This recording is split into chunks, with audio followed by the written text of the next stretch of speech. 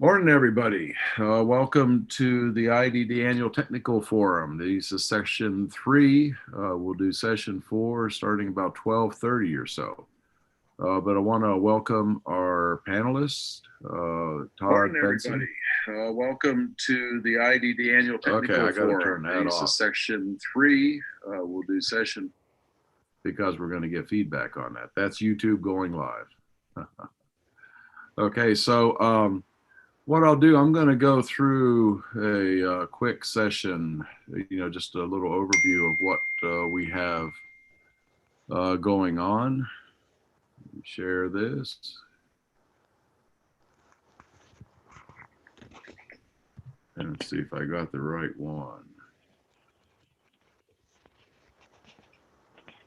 No, it looks like I got the wrong one. Hold on just a second. Let me stop sharing. That's the trouble when you have too many screens open. There we go.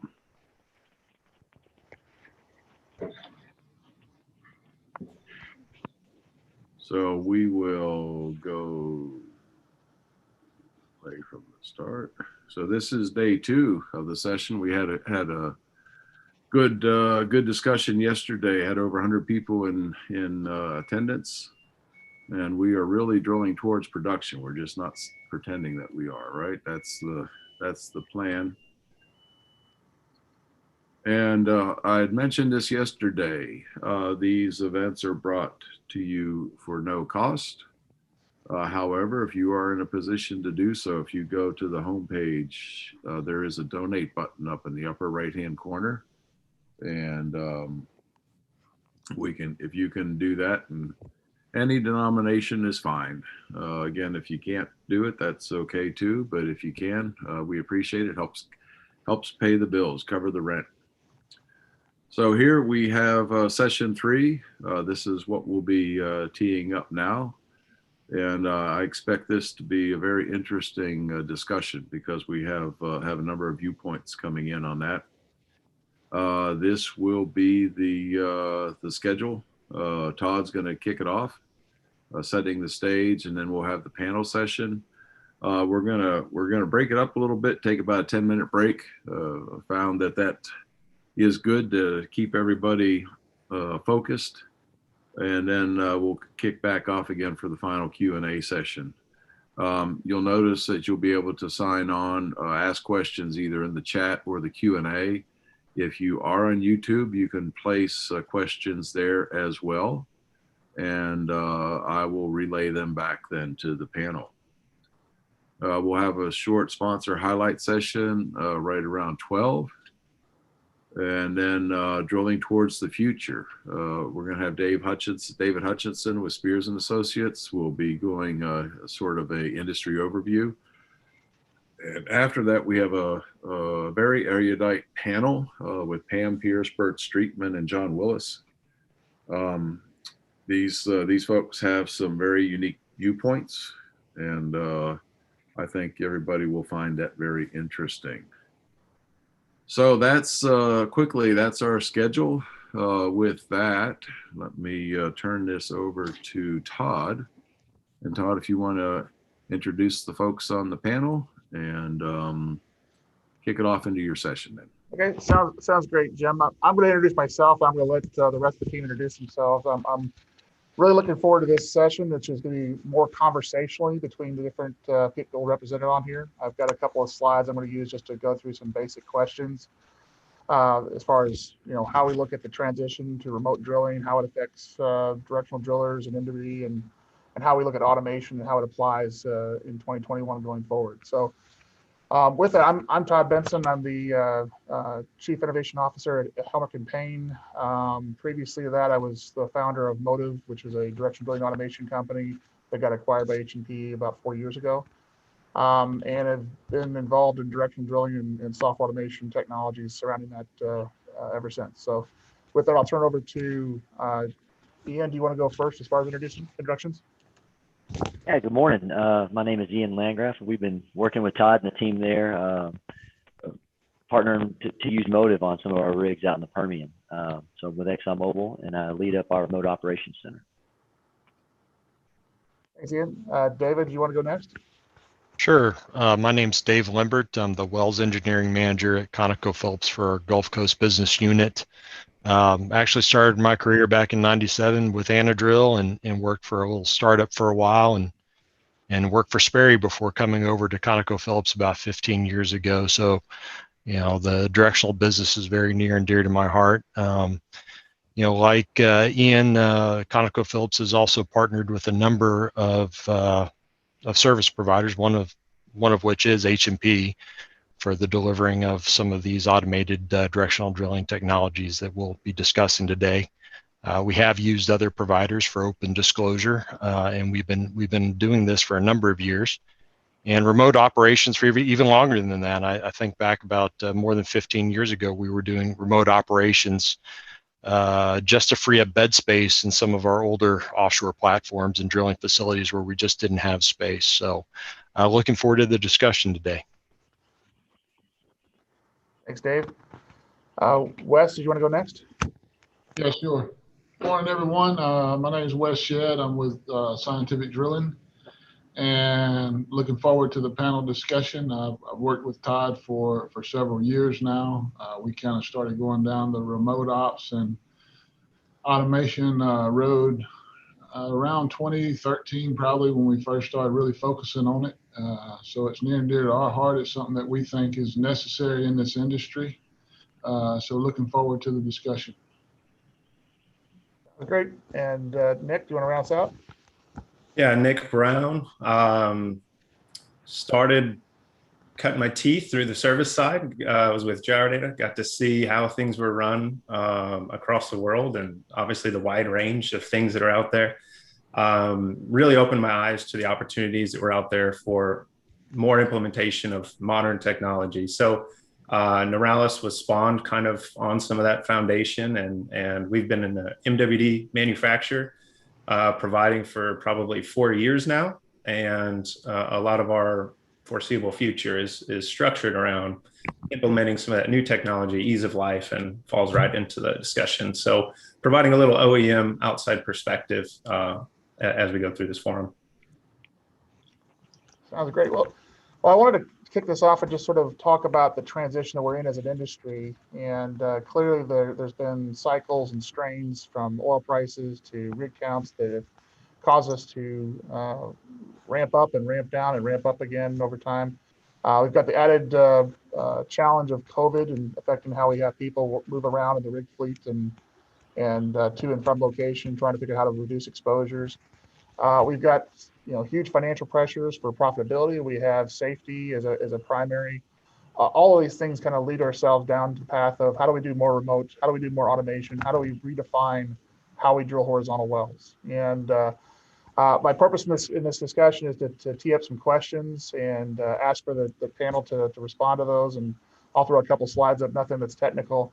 I want this to be a neutral conversation about technologies. I know that everybody on this call is working with multiple vendors across the gamut. So this is not about the technology that personally I've been involved with. It's more about the general transition of the industry as a whole. It's something I'm pretty passionate about, to say the least.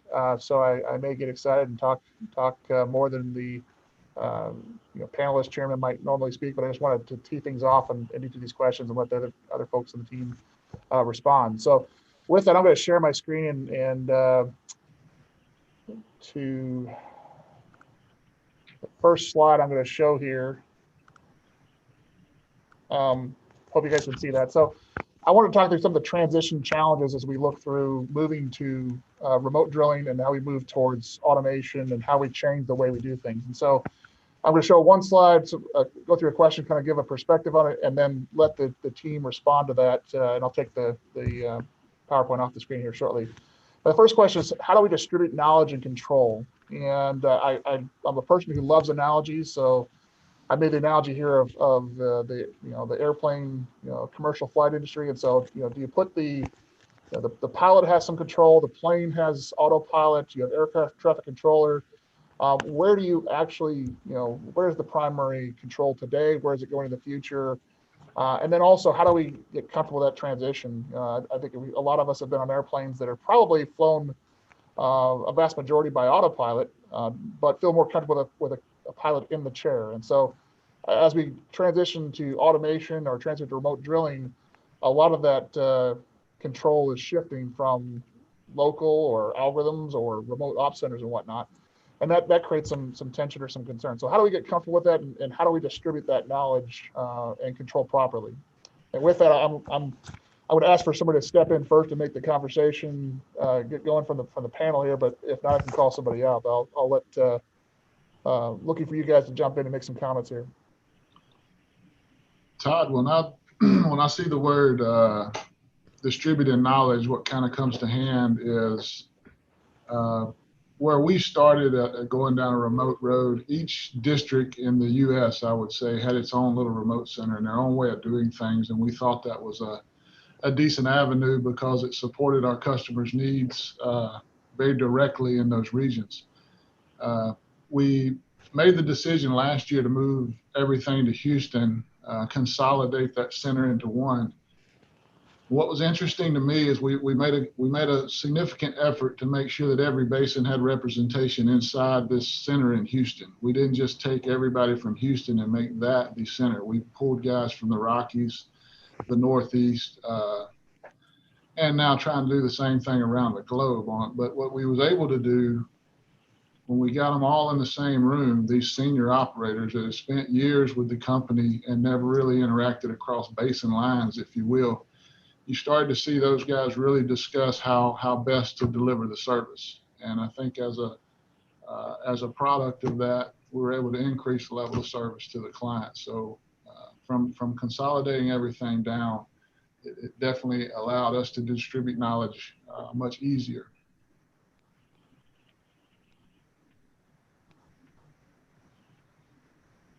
You know, Wes, I think you make a good point there about bringing in people from different areas instead of just creating one out of the Houston area. And it's, for us, at least, doing something like that has served multiple purposes. One, you get the knowledge, but you also have some of that, historical or that strength that was in those particular areas that allows the people to feel more comfortable knowing, hey, we've got somebody that's from our side too, and then bring them together to bridge the gap. I think that's one of the biggest values we've seen. Absolutely. The buy-in part is crucial there. You got to have the buy-in, and having people from those areas is crucial for it. Man. Yeah, I'll just add on to that. I think trust is one of those things that is much easier to accomplish when you have people who have had some face time, or at least have walked in the moccasins in that particular region at some level. I'll add that I think there's a little bit of a fundamental problem as we address remote operations, because the quick and easy access is to get into a point where you're having a remote operator.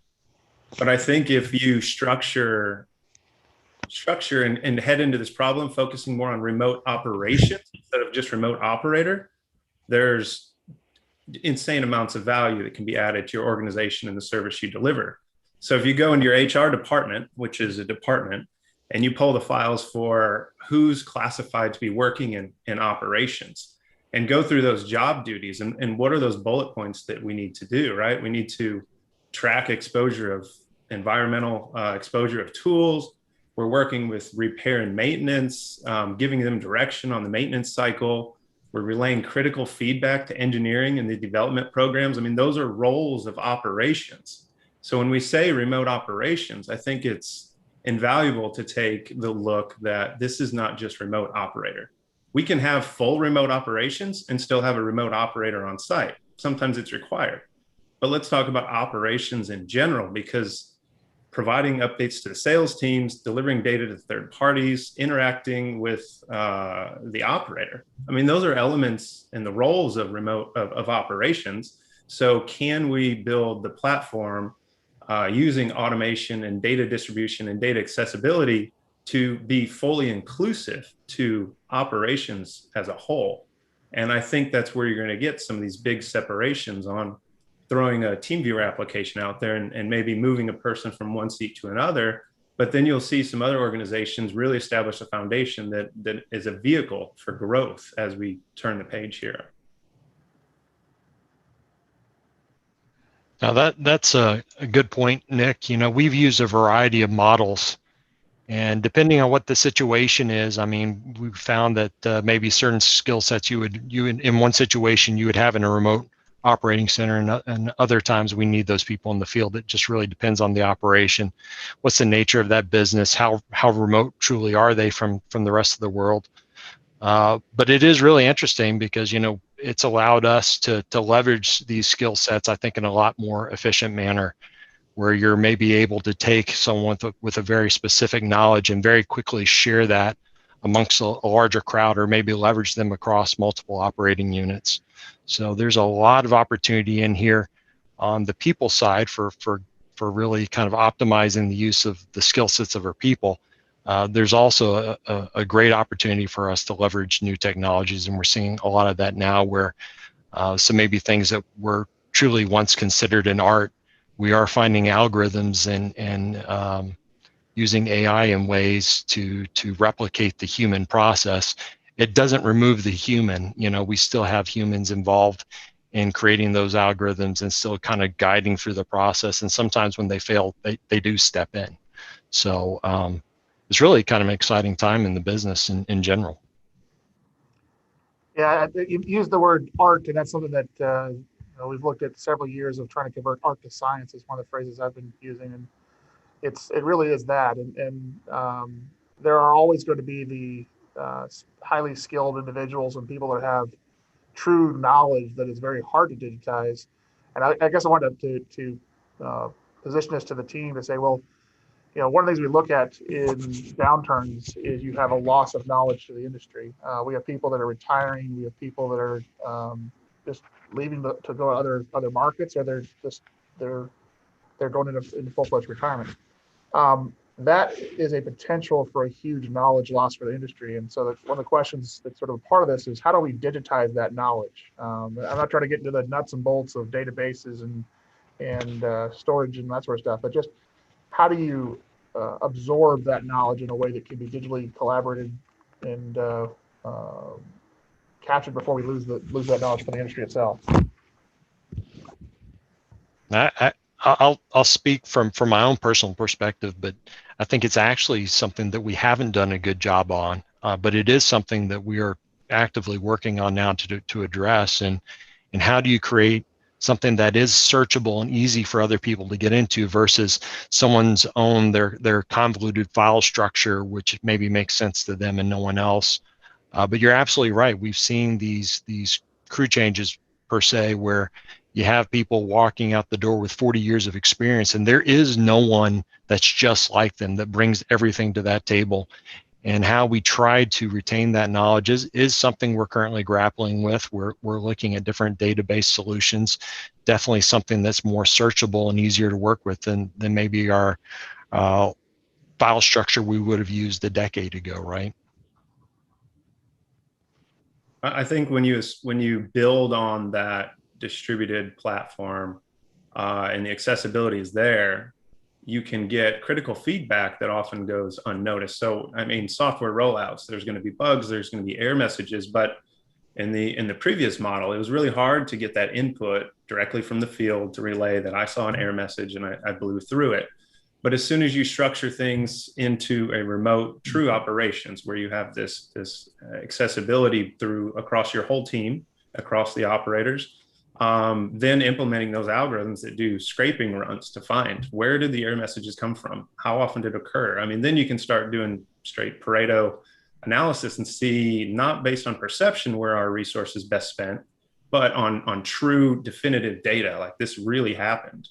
And you see this happening with the Netflix and the Googles, right? We're doing analytics on where is our time best spent and how do we bring that value back to our end users.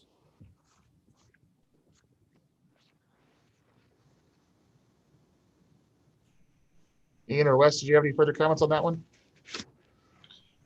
No, I think what I take away is I think Nick hit the nail on the head. I think the thing we struggle with a lot is making sure that just grabbing a guy and pulling him from the rig and giving him an internet and telling him to work from a different location, you haven't achieved very much. It's much broader than that. And if you're going to use this to leverage to move forward, then it's the entire process that really makes the most sense. Yeah, I think, to the point about the data share and sharing the knowledge piece, we have a lot of data and a lot of information now, but is it in a format that's usable for all the people that we want to use it? And so I think there needs to be a focus in being able to provide the tools for the people to use the data and process through it. The file sharing example that David gave was a great example, right? But now we need to standardize those things to make that data more accessible and available. And that's a journey. We're in it right now, but that's a journey. I think MWD and MWD services in general, when we talk about remote operations, that you quickly gravitate towards remote operator. But remote operations is viewed as part of a bolt-on service, maybe a way we can do things. It's a checkbox. Do you want to have a remote operator or not? But remote operations is never really given the emphasis it needs, but we need to focus on it more as a technology in my perspective, because if we call it a technology in itself, because we're talking about building an established foundation that kind of proliferates through the whole company. I mean, most scientists in the oil and gas industry, at least from my perspective, is they see it as pretty useful, but kind of dumb. There's a lot of focus on pushing the limits of physics and sensing elements and motion. And they really see it as being, they can't imagine how remote operations could be truly disruptive in the foreseeable future. But I understand that mindset. But I think at this point in time, especially coming out of this downturn and what the future of this industry looks like, I think it's very dangerous and an uninspiring perspective. And it's somewhat reminiscent of a lobster sitting in lukewarm water that was cold just a minute ago. Like, this is happening, right? You have GM and Ford, which were kind of physics based, and it ushered in firmware and software. But physics led the charge, and these things are coming in to make things more efficient. But you have another competitor in that space that I feel is a software and intelligence company that just monetizes their efforts through the sales of cars. And I think that is the existential threat for a lot of service companies. Is now is a good time in this consolidation where we're pretty small. Now is a time when you can make that change to say, we are a technology company that provides service, as opposed to a service company that utilizes technology. I think that's a great point, Nick, and I think that transition is a lot of the service providers are looking at that transition, trying to figure out how to become a solution provider as opposed to a widget provider, if you will.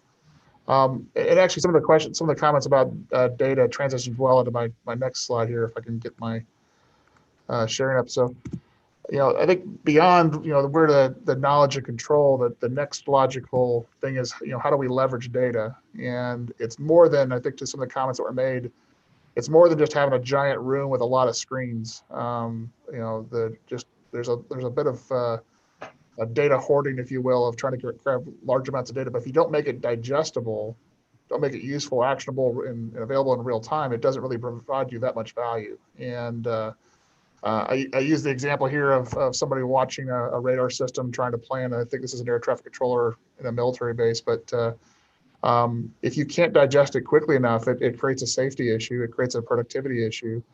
And we are just, we're moving from physical paper reports that come out once a day to three-dimensional visualizations that are instantaneous or near instantaneous from what's happening on the rig site. And so a lot of this is about how do we make data useful, not just how do we overwhelm people with data. And so I'd like to sort of tee up the panel to talk about experiences or things that are seeing that are really making data beneficial, and ways that we can move towards digital collaboration as opposed to just file overload, if you will.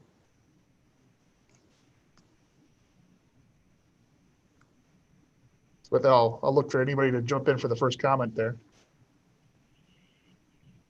I think that a lot of the things in the MWD space that I was were always on my wish list for years.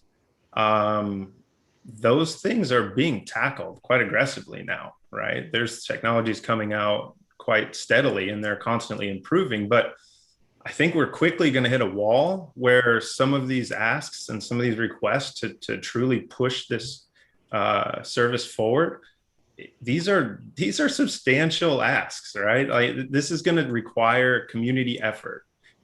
Scientific resource consumption is parabolic, but the end user expects some sort of linear progress.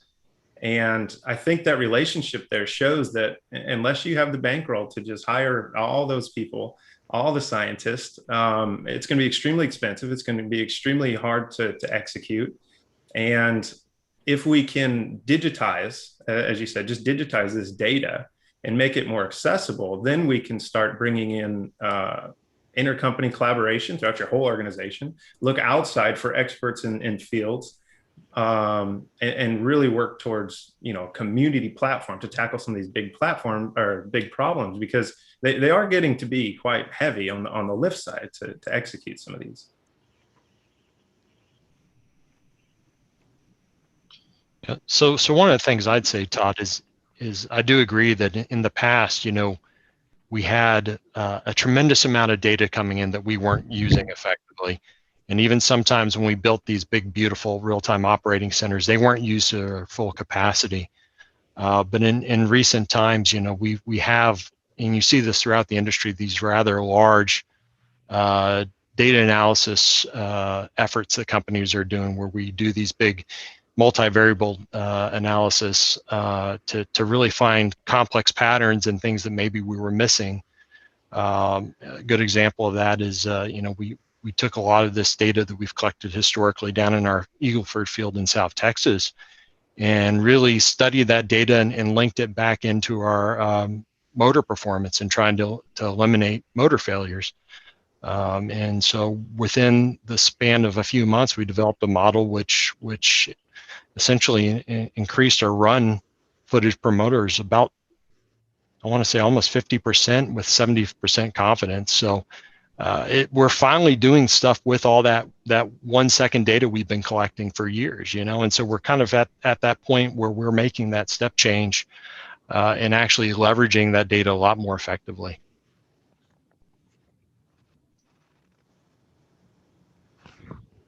Yeah, I think that's another point to add, David, about you have all this historical data. What do we do with it? Is it more processable now that we have tools available to us?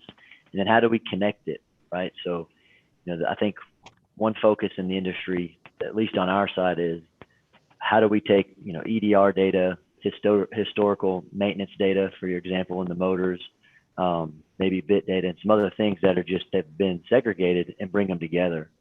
And APIs is one way to do it, with automating between different databases, but then, other stuff that you can't just create an API, and how do you bring that together?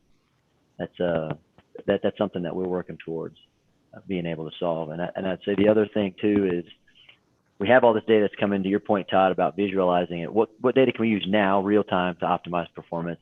And then what data are we putting off to the side that we use, in the planning phase and planning for execution? And do we mix those together? Do we keep them separate? Do we have different people working on them? And what's the right mix of people between those two things, real-time execution and then planning for the future? I think that's the key. Is most of the tools downhole today are recording an enormous amount of data, and very few people, have access to it. Very few people are even looking at it. We've done a great job of using the EDR system in both a forensic mode and a real-time mode to study what's going on location. But it's time to link that downhole knowledge or data to that EDR data, and then you can really make that step change. And the key there is getting it in a format that you can judge the two or merge the two. That's a good point, Wes. I know that there's a lot of high resolution data that you can download post run from many tools, including the scientific tools, that you could look and compare to your real-time data, which ultimately the real-time data is limited by, mud pulse telemetry and just the smoke signals that we work with for downhole sensor information to get to surface. There's also data that is cross-functional, and one of the things that we've been working towards is trying to figure out how to take, whether it be geophysical or geosteering, or even try to tie in some knowledge from completions and production in the future that we're going to do back to the actual drilling process. And so a lot of experimentation the industry is doing, and we've been doing as well, is how do you make that data more than just drilling focused to try to get to break down the silos between the drilling and the geology organizations, for instance, while at the same time, there's a lot of legacy teams and people in the industry that want their certain file a certain way, the old school way. And so one of the things that we struggle with as a provider of solutions and technologies is we want to move towards this integrated collaborative platform that has everything in one place, and then maybe it's 3D, maybe it's 2D, but it's real-time system. And yet we're still having, I guess I would say, requests for very basic legacy, charts or, day versus depth slash bird's eye plots once a day kind of thing, because people don't really want to move to those new platforms. So long-winded way of saying, how do we get people to use the new ways of absorbing data, so that we can A, break down some of the silos between organizations, and B, get more collaborative in real time on a digital platform.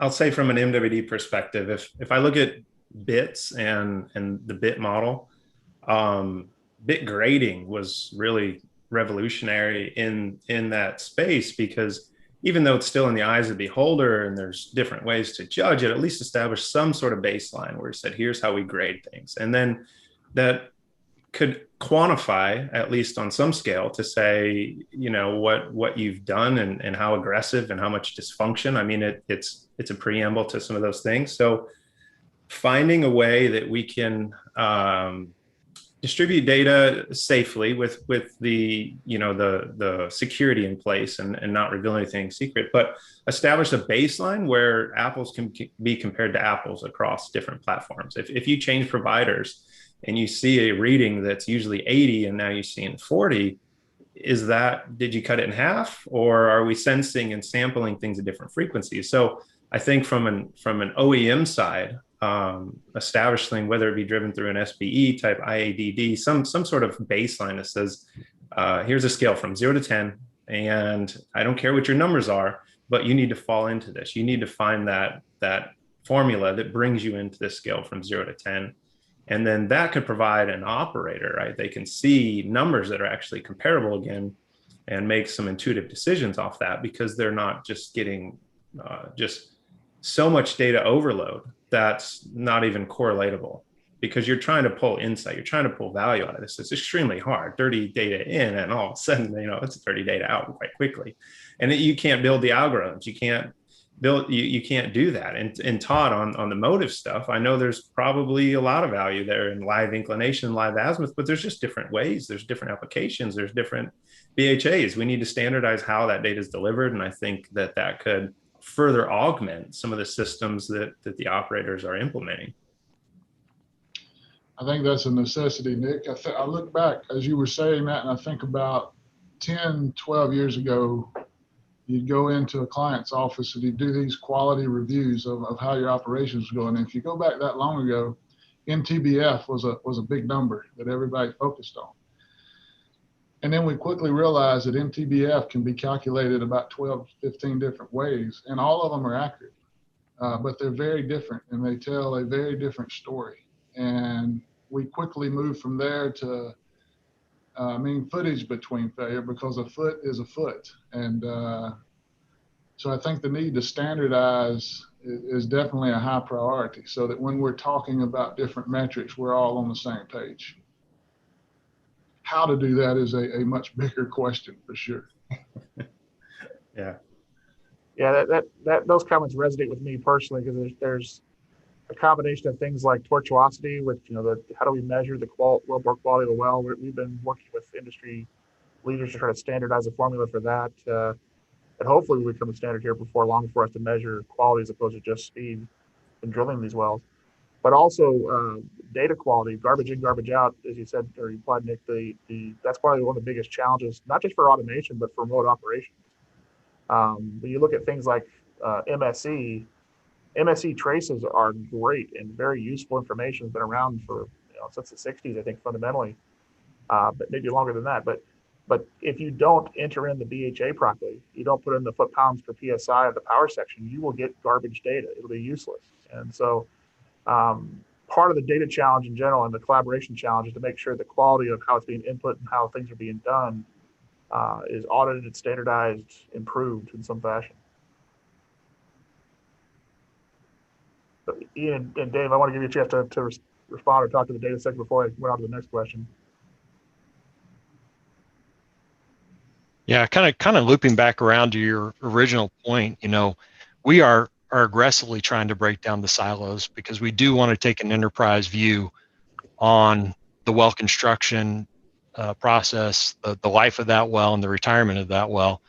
A perfect example I go backwards in times, the drilling group, we always would focus on ROP and setting records, not worrying as much about what were we leaving behind for the completions team or for the intervention team down the road, where we found that, things like tortuosity can create sumps in the well and maybe ultimately impacts production. It could impact our ability to get wireline or coil tubing in and out of the hole. And ultimately you may save a few pennies on the road of building the well, but you may be losing dollars through production. And so understanding and really trying to make sure that we're measuring the right things for performance there and incentivizing our teams to behave in the right way is very important. And coming around to some of the other things the panelists brought up, I would love it if we could calculate everything the same way, but I think every person wants to view and slice and dice things a little bit differently.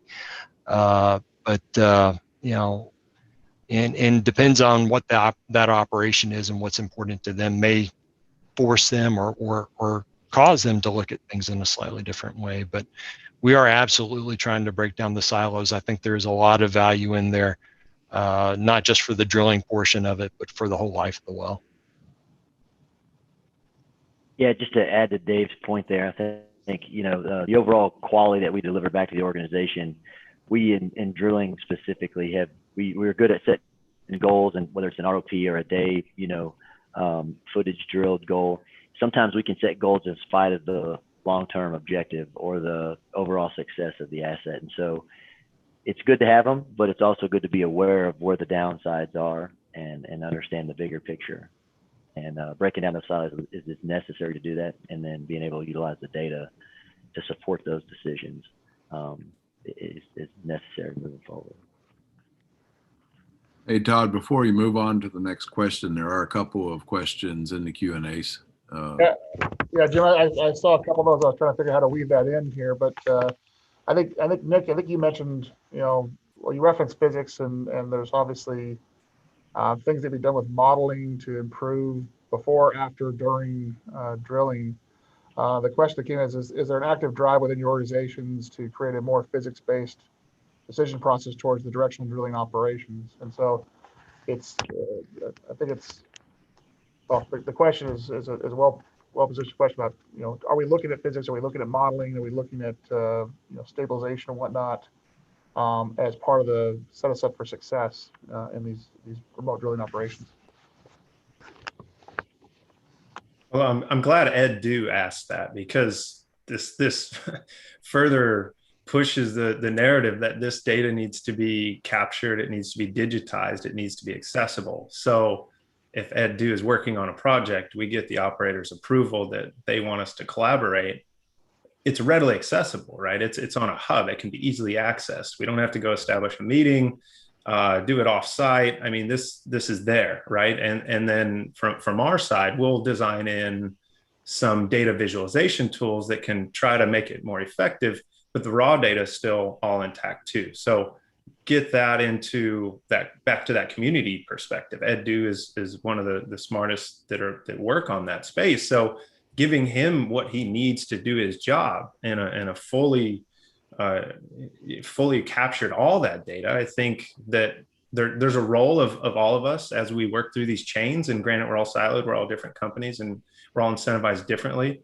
But overall, the industry, we need some alignment to enable experts that are outside of even your organization to access stuff that's critical. So internally, we realize that's not one of our focal points, but one of our things we do excel at is making that data accessible if the right permissions are allotted.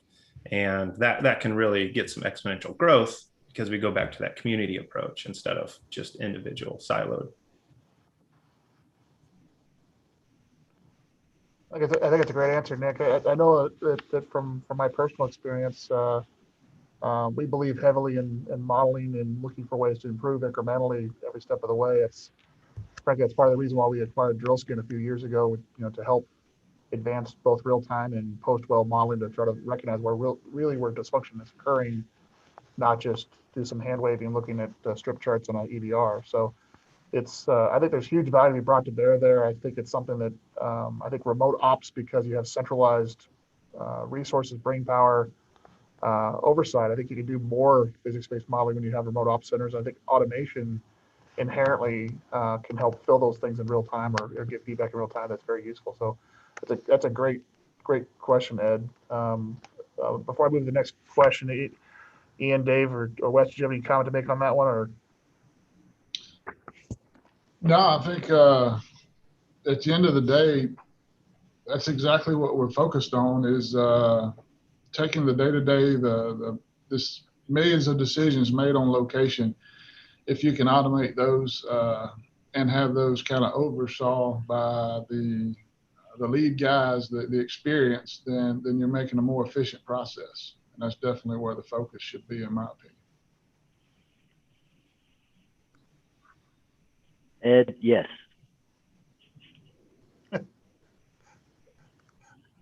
well put.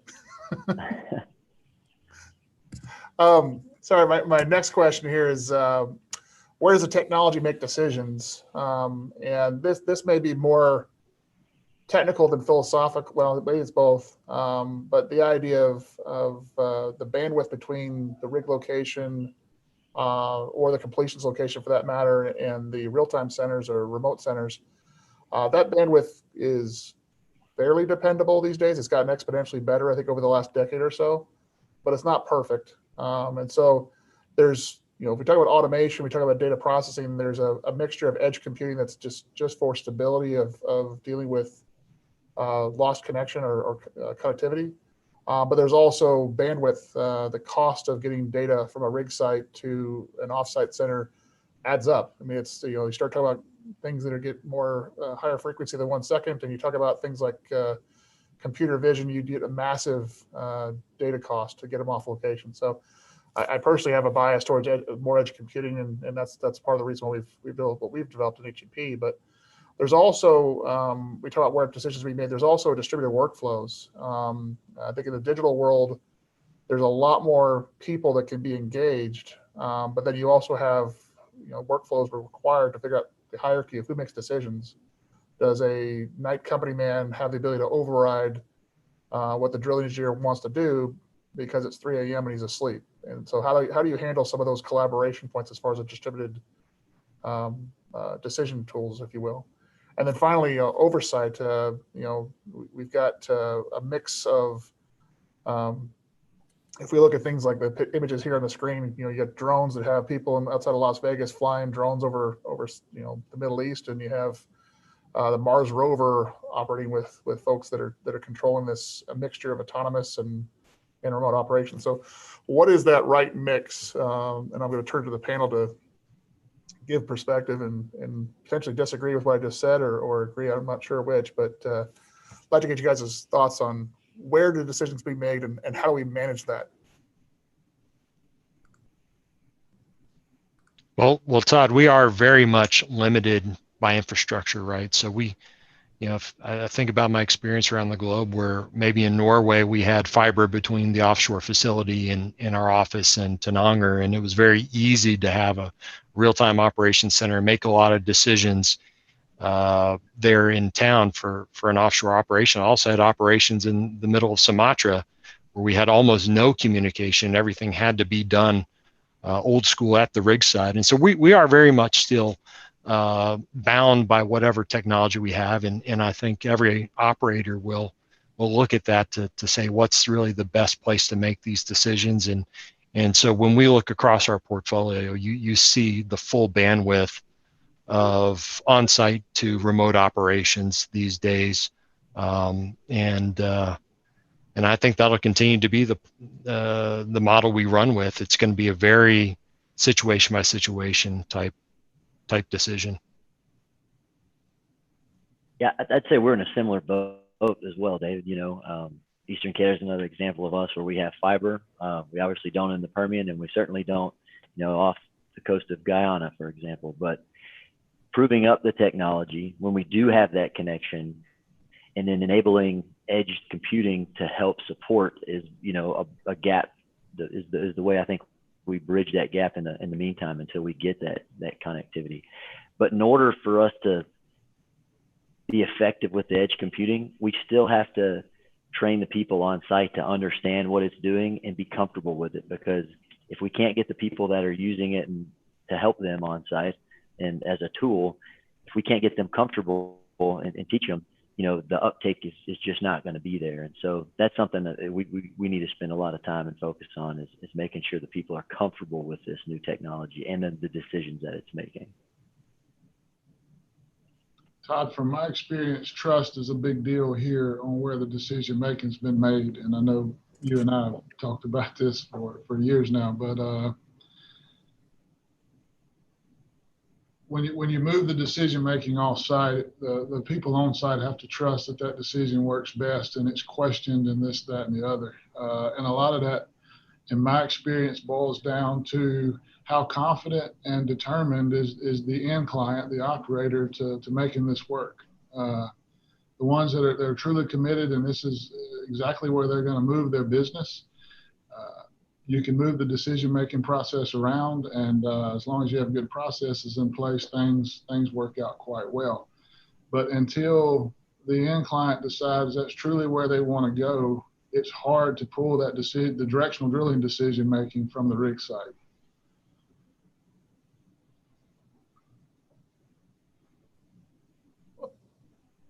There's a question that came in. I'll let you talk if you had some comment there, Nick. But one of the questions that came in from Armin was, how often is the remote center allowed to correct drilling dysfunction or bad drilling practices real time? And that's a really good question. That there's to the point that you just made, Wes. There's the trust. There's also a safety aspect. I know in a case of H&P. We don't want anything that's going to happen the rig side that the driller is not aware of. The driller that's in the chair that's responsible for the safety of the crews and the rig floor itself.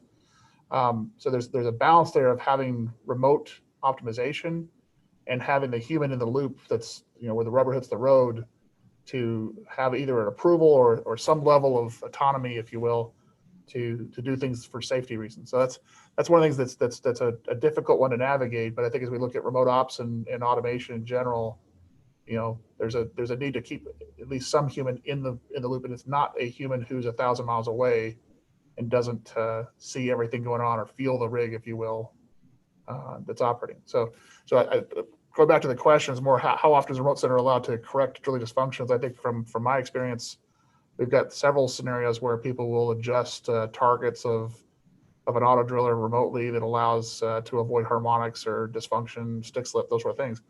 But there's also that balance of remote control versus remote oversight. And so with that, I'll turn to the team to express some of their experiences or opinions on this one as well.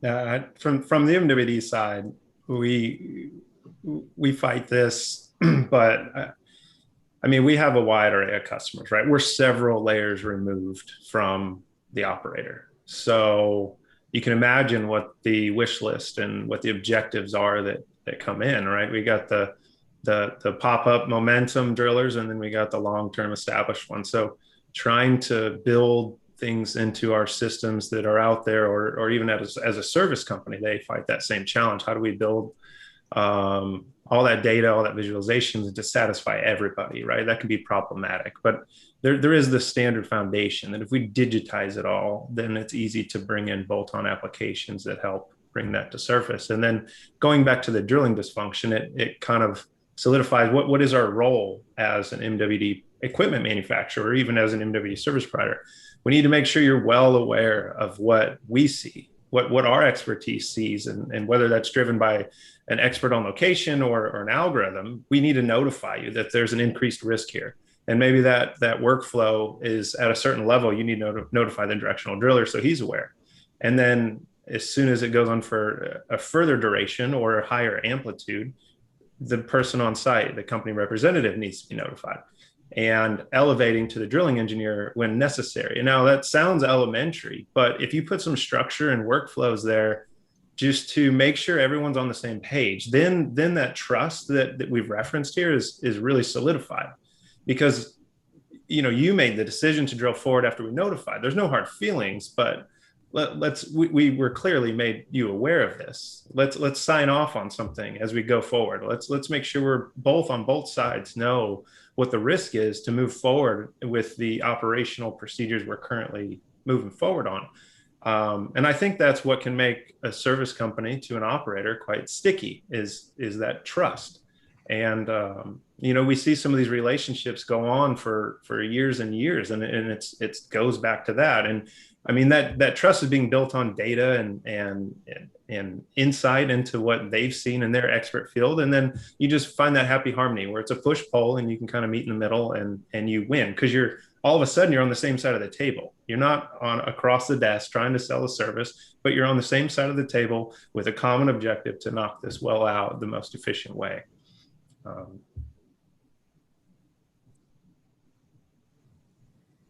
Yeah, I think you said it well, Nick, having common goals. If we're all on the same page with a common goal, it makes that mitigation of dysfunction from a remote center, or the support to do that from a remote center, much easier as a team when we have those common goals, for sure.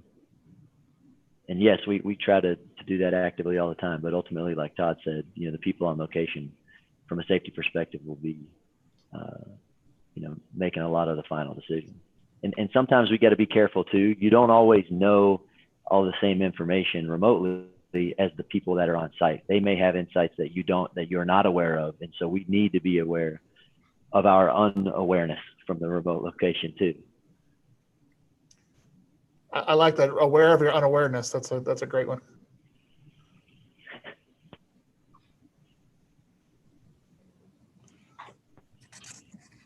Well, I'm going to go ahead and go on to the next question here. I think we're doing well on time, but let's see if I can share the next one quickly.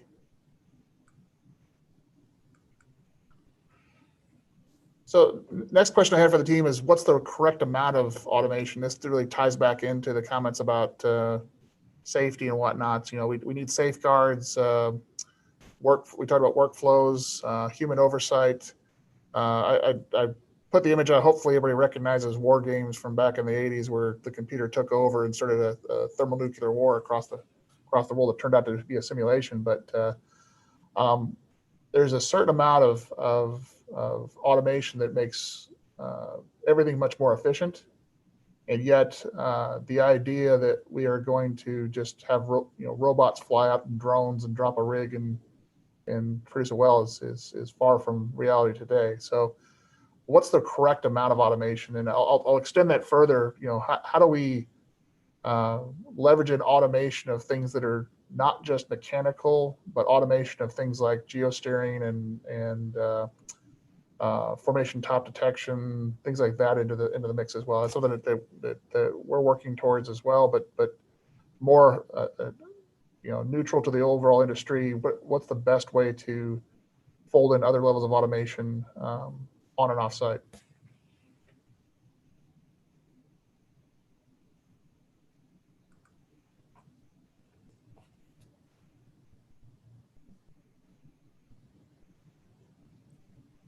Okay.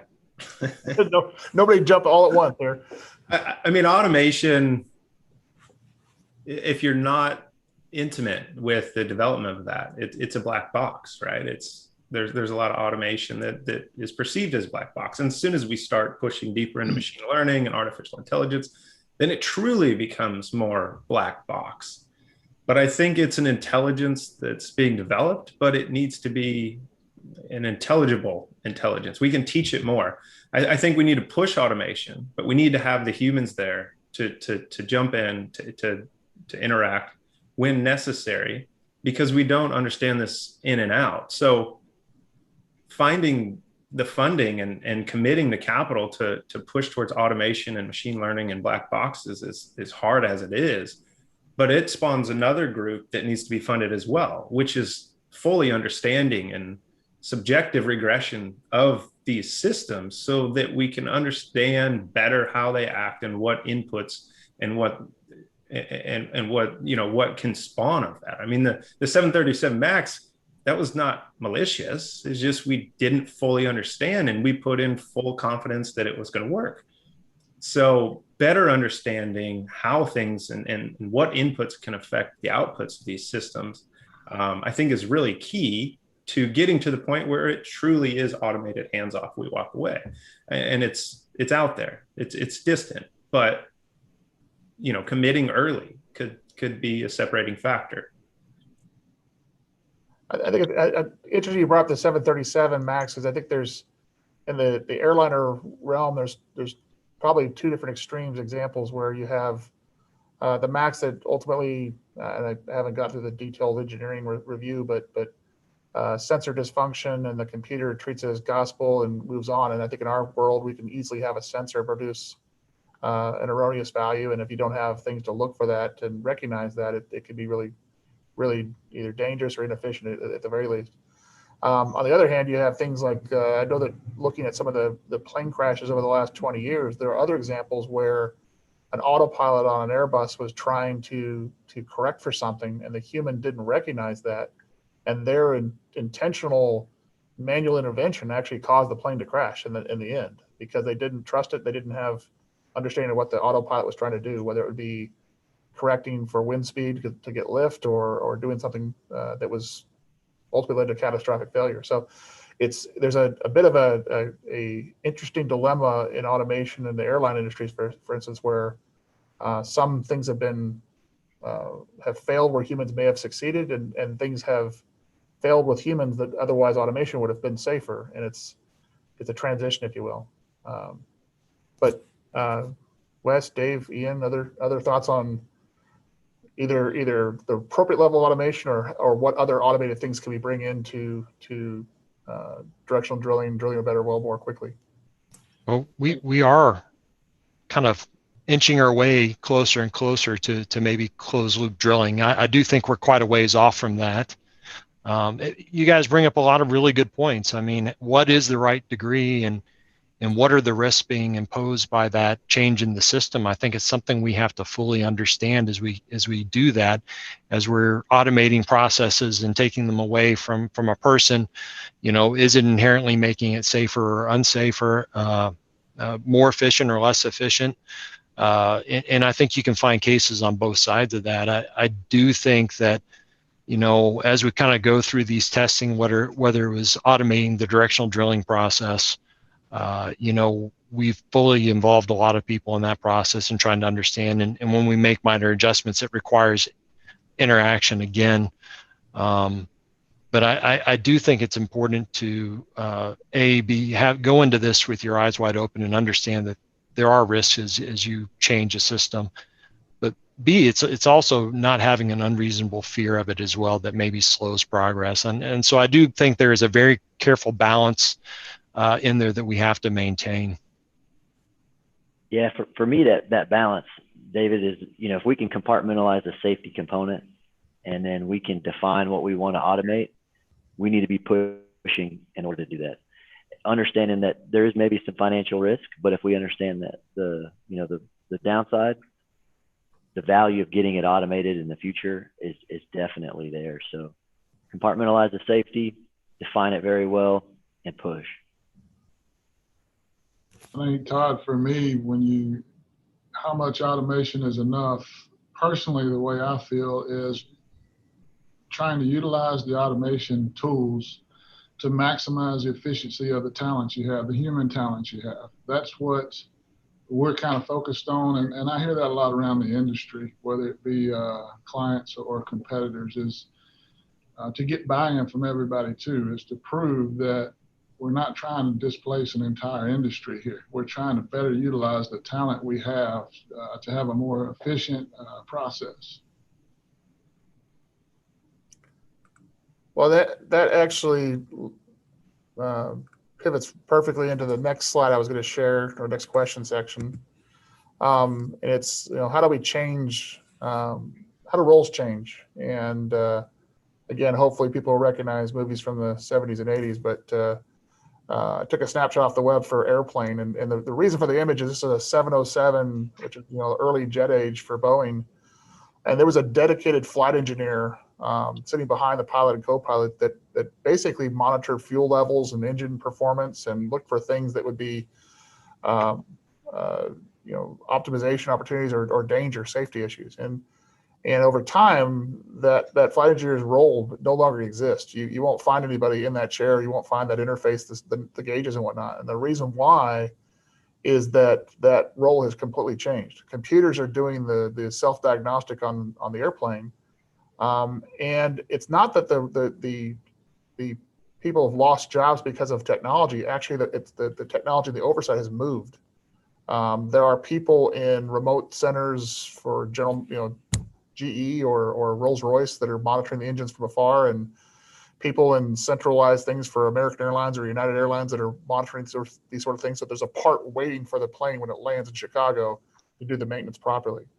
So it really rolling back into this is, how the roles change. And I think with remote operations and automation and use of technology, I don't remember if it's Wes or Nick's comment, it's not about removing people or taking away jobs. It's about changing the role. We have people that are working in a remote operating center that may be looking at 2 or 4 or 8 rigs that would otherwise be on location watching one and potentially have a relatively low duty cycle depending on how the rigs are being run. So how do we redefine the who and the where as far as what the skills look like? Do they become more digitally savvy people? How do we merge the digital savvy people with the knowledge, physical knowledge sort of folks? How do we educate, train a workforce around these new roles? How do we, in the case of the airline, how do we replace the flight engineer or get the flight engineer to become a remote technician watching 10 planes or more? And then how do we, back to the sort of the things I said in the very first question was, how do we digitize industry knowledge to support that transition so that ideally you retrain and reposition the people that have the on-site knowledge to be involved in the remote oversight and remote operations. So said a lot there, rambling a bit. I'll throw one last thing on here that one of the most fulfilling things for me working on automation, remote ops and whatnot is it feels at times like you're trying to take people's jobs and people perceive that. But in reality, I've seen people move into remote ops centers and gain better quality of life. They go home and see their kids at night and have a family experience that's a whole lot better than being in the middle of nowhere on a rig if that role allows. And so I've seen some people really flourish and adapt to technology, adapt to remote operations and benefit from it in big ways. But I think a lot of the industry views it as a negative. So coming back to roles changes, how do we redefine the roles? How do we take I don't want to say a blank sheet, but how do we define a path towards the ideal staffing for drilling operations with remote and automation in mind? Todd, I'll jump in here. I mean, I think what jumped out most over the past few years to me with role changes that I think we overlooked in the beginning was the role of the coordinator. We focused a lot as when we moved people from the rig site to some other location, whether it be a client's office or our internal office, there was a lot of dedicated focus on that specific job. How do we not drop the ball? How do we continue to serve the client, meet their demands, so on and so forth. But as you pulled everybody from location, and I've only in full disclosure, I've only had a few opportunities where there's been 0 personnel on the rig site, whether it be MWD or directional drilling, and everything done remote. But when you do that, you quickly have to figure out who's talking to the client, who's keeping them informed on what's going on.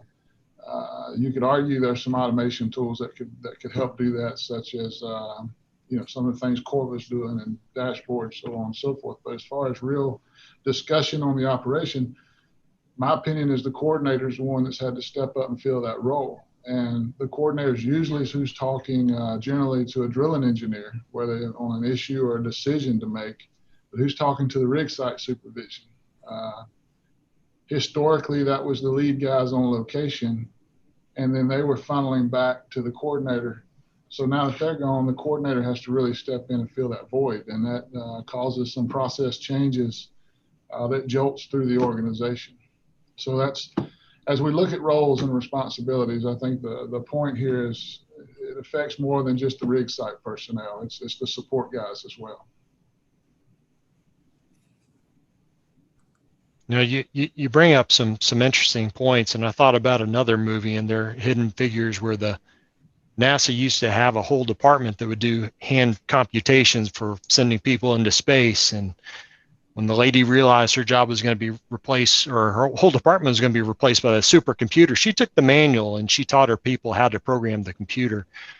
In some ways, we may be seeing that. I mean, I think about directional drilling in particular, where most of our directional drillers used to come up through the drilling contractor, very seasoned hands, and it was fantastic having them around, because they were another experienced person that could reinforce your whole staff that you'd have on site. They were a little bit of driller, and they had some knowledge that maybe would cross over with the drilling supervisor, and they made for a stronger rig team. What we've seen over the years is some of the directional providers start cross-training MWD hands into becoming directional drillers, and maybe we lost some of that experience along the way. But also we gained some other things in that process. In some of our remote models, you'll see where maybe we would have traditionally had a day and night directional driller, day and night MWD. You could on site have one directional driller, one MWD being reinforced by a real-time operating center. I've heard of other operators that maybe have roaming directional drillers or MWD hands that'll help make up strings, and then they're reinforced by real-time operating center. But definitely having that cross-training is still there. I mean, we still do need to have someone to provide the service. The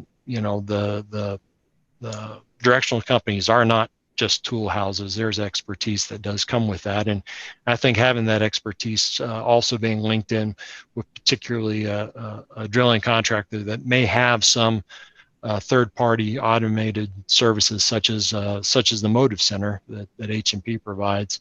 You still need to have that expertise as a part of your drilling team. It just may come in a slightly different form. There may be slightly different numbers. Yeah, I'd say directional drillers, I mean, some of the sacrifices these workers, they're making is they're putting strain on their family. They're gone from their house for 300 days a year. I mean, they're out there committing, and they're getting, paid, hopefully accordingly for what their sacrifices are. But I hope they realize that the amount of knowledge they have, especially when you're really zoned in on a certain area, it's invaluable. So as we develop these systems and intelligent pieces in our organizations, we need that coaching. And the first EDs that really open up their they take their blinders off and think maybe there's a role here.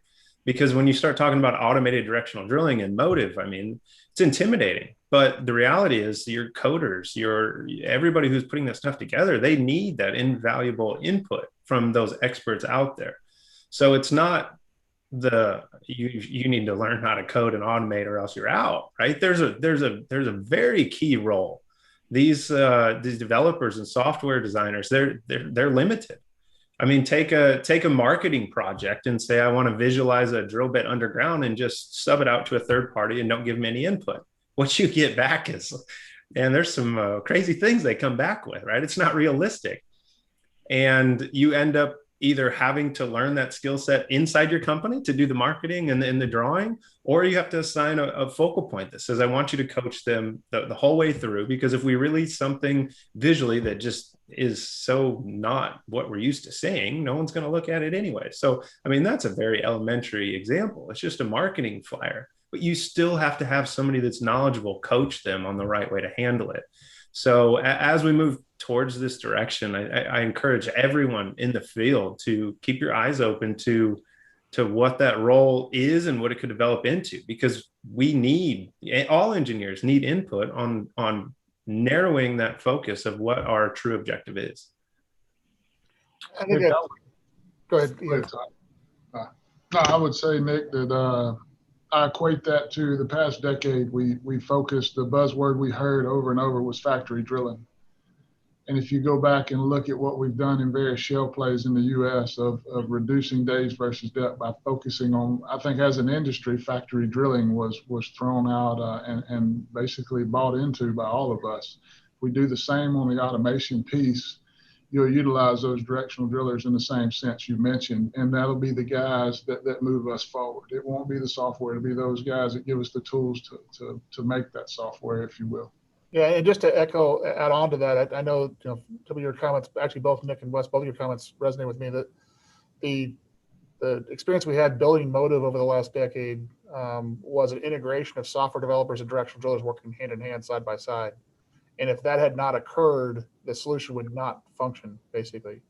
And even once the software and the algorithms and the technologies exist, we have a significant operations presence that works with that have the directional background, that have the coordinator type background, that can help guide through the things that are exceptions to the rule. And there's a lot of exceptions in drilling that don't conform to standard things. So I think that knowledge pool, that true collaboration, it's the software industry specifically, very few drilling background people in the software industry. It's almost unheard of.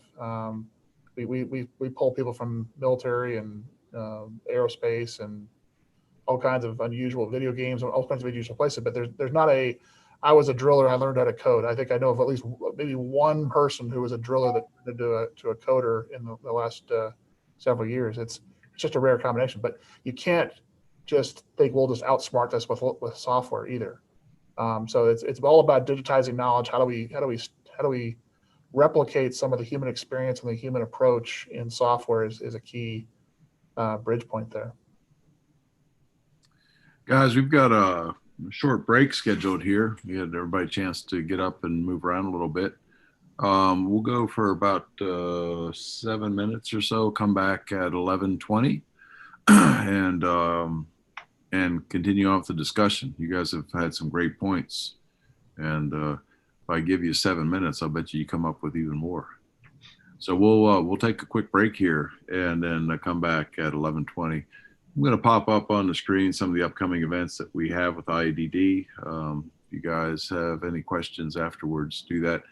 And then, Todd, you see we have, I think there's several questions in the Q&A session too. Maybe we can jump on those when they come back out. Yeah, I saw a couple of those questions. I was trying to figure out how to weave them into the conversation, but yeah. That's right, yeah. Well, when John asks a question, it's usually difficult to weave, right? No, those are some good points that he's bringing up there, though. So we'll take a couple minute break and come back at 11:20.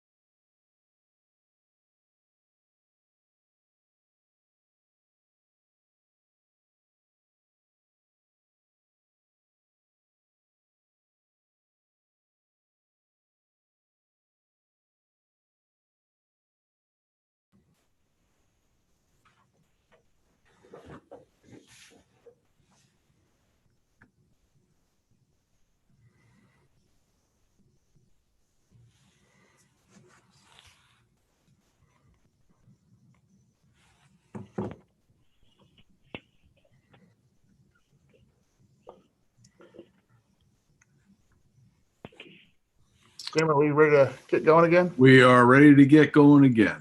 It is 11:20 on the nose. So it's all yours, Todd. Okay, well, I will, I guess I would try to go through the couple of questions that are in the backlog here, and then I'll get to my next question on the presentation. I've only got a couple more slides in that respect. The first one comes in anonymously, is if the drive is to remote operations, why not drive it through RFQ practices by operators when assets are to be built or are to be drilled rather? And I think it's probably best to have Ian and Dave speak to this one, but I'll say that from Helmerich and Payne's perspective, we have seen only recently, but we have seen RFQs for rigs or directional services that actually call out remote operations support as a feature. You go back 2 years ago, it was unheard of. In the last year, particularly with COVID, that's triggered a high degree of desire to have remote operations or capability, whether that's automation at a rig level or if it's MWD remote survey approval. It's the whole gamut, but I think that's something that's a trend. And I do think that it's a very good, valid, insightful question that if the RFQs specified this, it would probably accelerate the investment and the number of solutions on the market, so long as it was actually a needle mover as far as which vendor they went with. But Ian and Dave, you could probably get much better perspective on this from an operator's perspective. How you see this? I have to say you do need to be proactive and you need to be thinking long-term about this. If you don't do it on the front end, it can be challenging shifting there depending on what regulatory environment you're in. So, whenever you say something is safety critical and then you change that, or how you execute it changes, and then you've got to go back and address that, it becomes challenging for sure. So I would say as we move forward, everybody's going to go down this route, I think.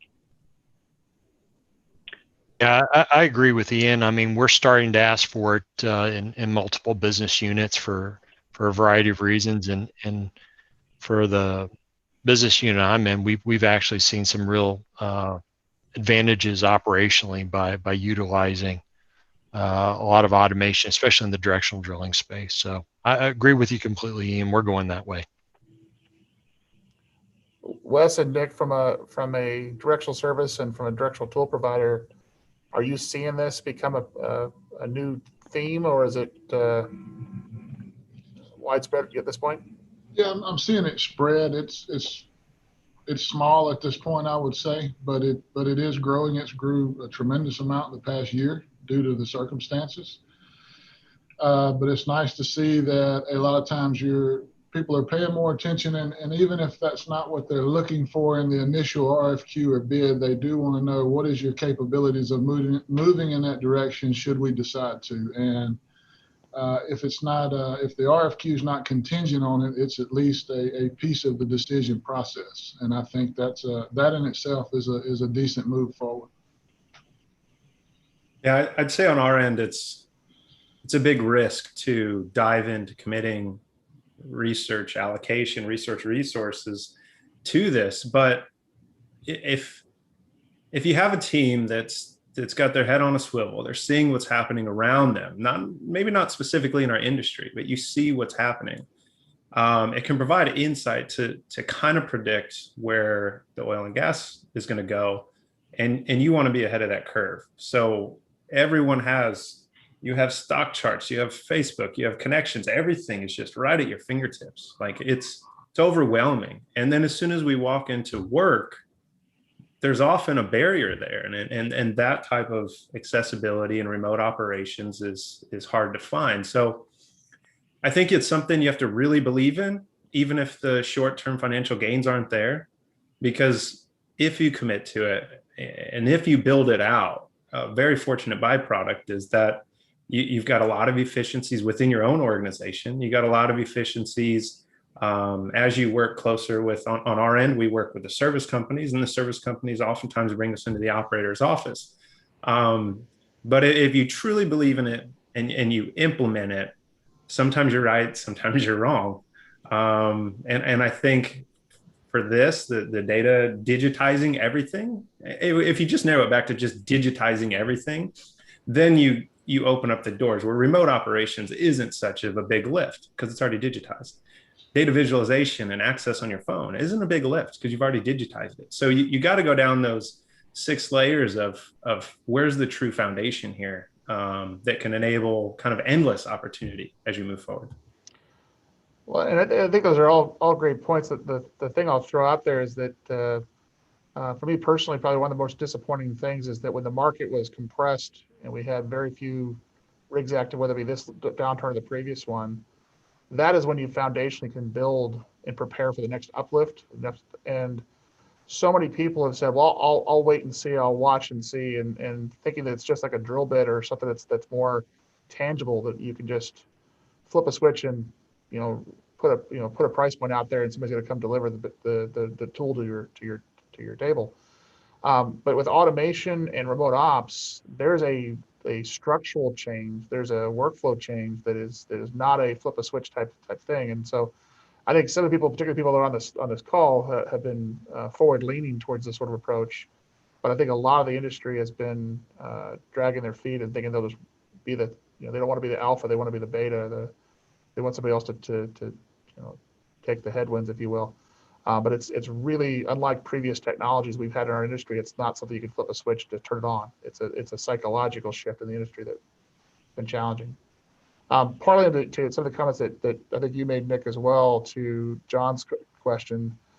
I'll just do the last question part of it. Do the panelists envision that drilling will become the same as subsurface with open data in the cloud for everyone to use for their apps? And I think this is really about, is there a point in the future where operators and tool providers will open source, the information such that we can, as an industry, improve processes, improve applications and whatnot? And I think that's something that I'll throw my opinion out here.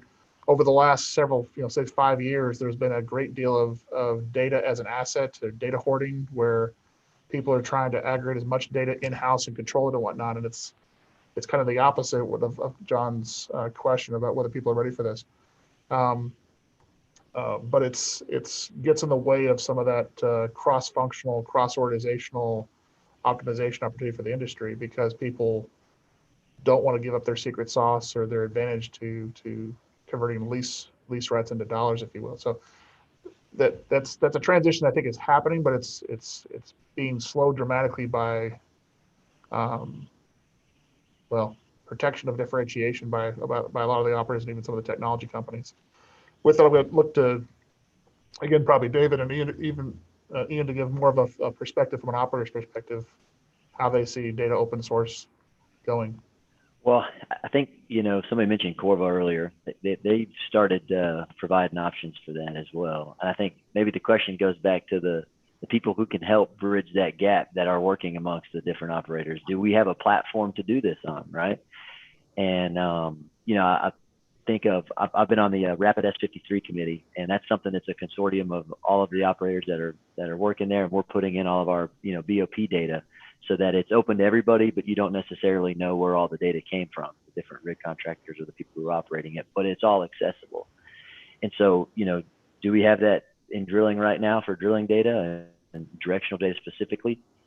No, there isn't a platform. I think some of you have tools that can be a good platform, and I think there would be some willingness to put together a consortium of information. David, what are your thoughts on that? The engineer, the scientist in me loves the free share of information, because I love to see everybody move forward. One of the things that I'll say around the data ownership, it really depends where you're at. I mean, some of the countries in which we operate, the data is actually owned by the government, and we're not allowed to share it. In other areas, it may be due to a partnership and what's kind of structured there for sharing of data. I know in our business units here in the United States, we frequently arrange to do data trades with our offset operators, and I think we collaborate pretty well in that fashion.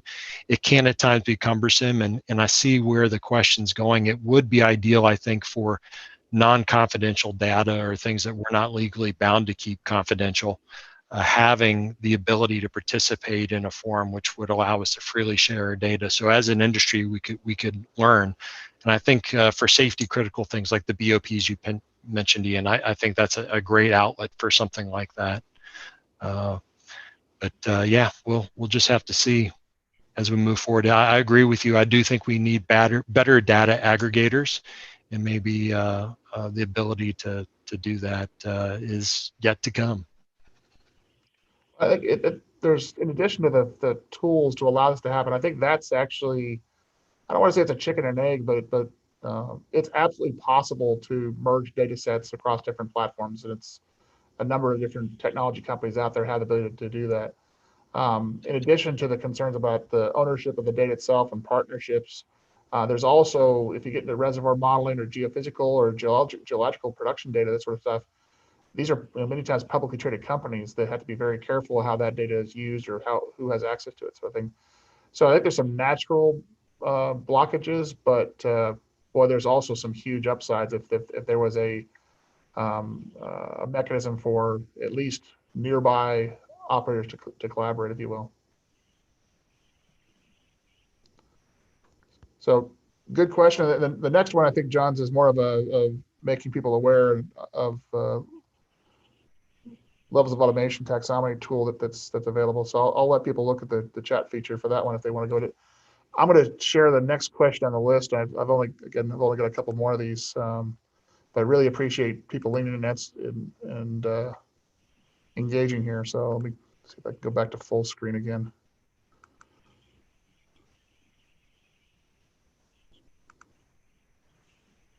So next thing is how do we overcome fear? It's part back to the defining new human roles, painting the picture of the future. What's in it for me, for people that are changing, and I think human nature, people don't want to change. They get real comfortable. They want to keep things status quo in many cases. But also it's recognizing natural antibodies. And what I mean by that is just like antibodies in your body will attack a foreign entity. I've seen an amazing amount of resistance to remote ops and to automation in general over the last decade. Some of them were very natural. It's I use the analogy of the taxi driver is never really happy to see an Uber show up because it encroaches on their status quo.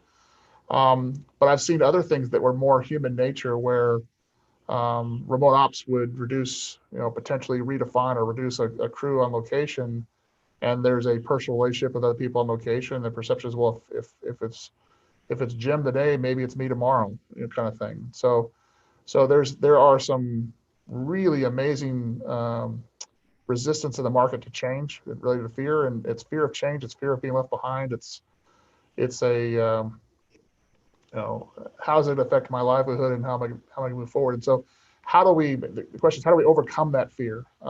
We've talked a few different things about change management, things that we do to educate and how we capture knowledge, but trying to, for lack of a better way of saying, provide career counseling to how to get people to migrate with those new roles is a really critical piece of this. And if you don't, people will come up with amazing ways to sabotage deployments of new technology. And it's something I've unfortunately seen a lot of examples of, and it comes from places you wouldn't expect. So I'll put it to the team because I think it affects pretty much every aspect of what's represented on the panel here. But how do we overcome that fear? How do we educate people towards that end goal that makes sense for everybody? And how do we get past the natural antibodies that tend to show up?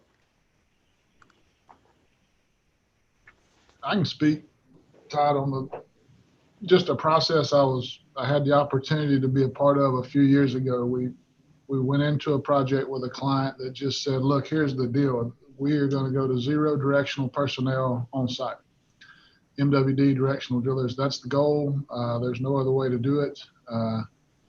Worked with a few different providers And the way that we managed fear was we took the guys that were going to do the job from a remote location, put them on site, and it was a 2-rig program. So we moved those guys from rig to rig, working with the on-site supervision, the on-site rig crews, because we always talk about the rig supervisor, but there's a driller there that's a key component as well. We built a personal face-to-face relationship at that rig site. From there, when we removed the on-site personnel and moved those guys to Houston, when they picked up the phone and called the rig, there was a very personal relationship there. There was trust already. And that allowed us to really move past that fear stage fairly easy. It's a little more difficult when you start doing that at scale, but at least in an initial phase, it helped us get there fairly quick. I think that's a great point, Wes. We first off, I think we need to be honest with ourselves about what are we afraid of. Is it the technology and what it's actually doing for us, or is it the security that we have of having somebody on location that you can grab their shirt and shake them if things aren't going right, you know? And so we gotta, once we define it, then we can better, resolve that fear or address the fear. And to your point, I think still maintaining that relationship is really important. And, and it's also good to have both sides as well. Relate this back to the COVID vaccine, for example. Some people, hey, as soon as it's ready, give it to me. Other people, I'm not so sure about this yet.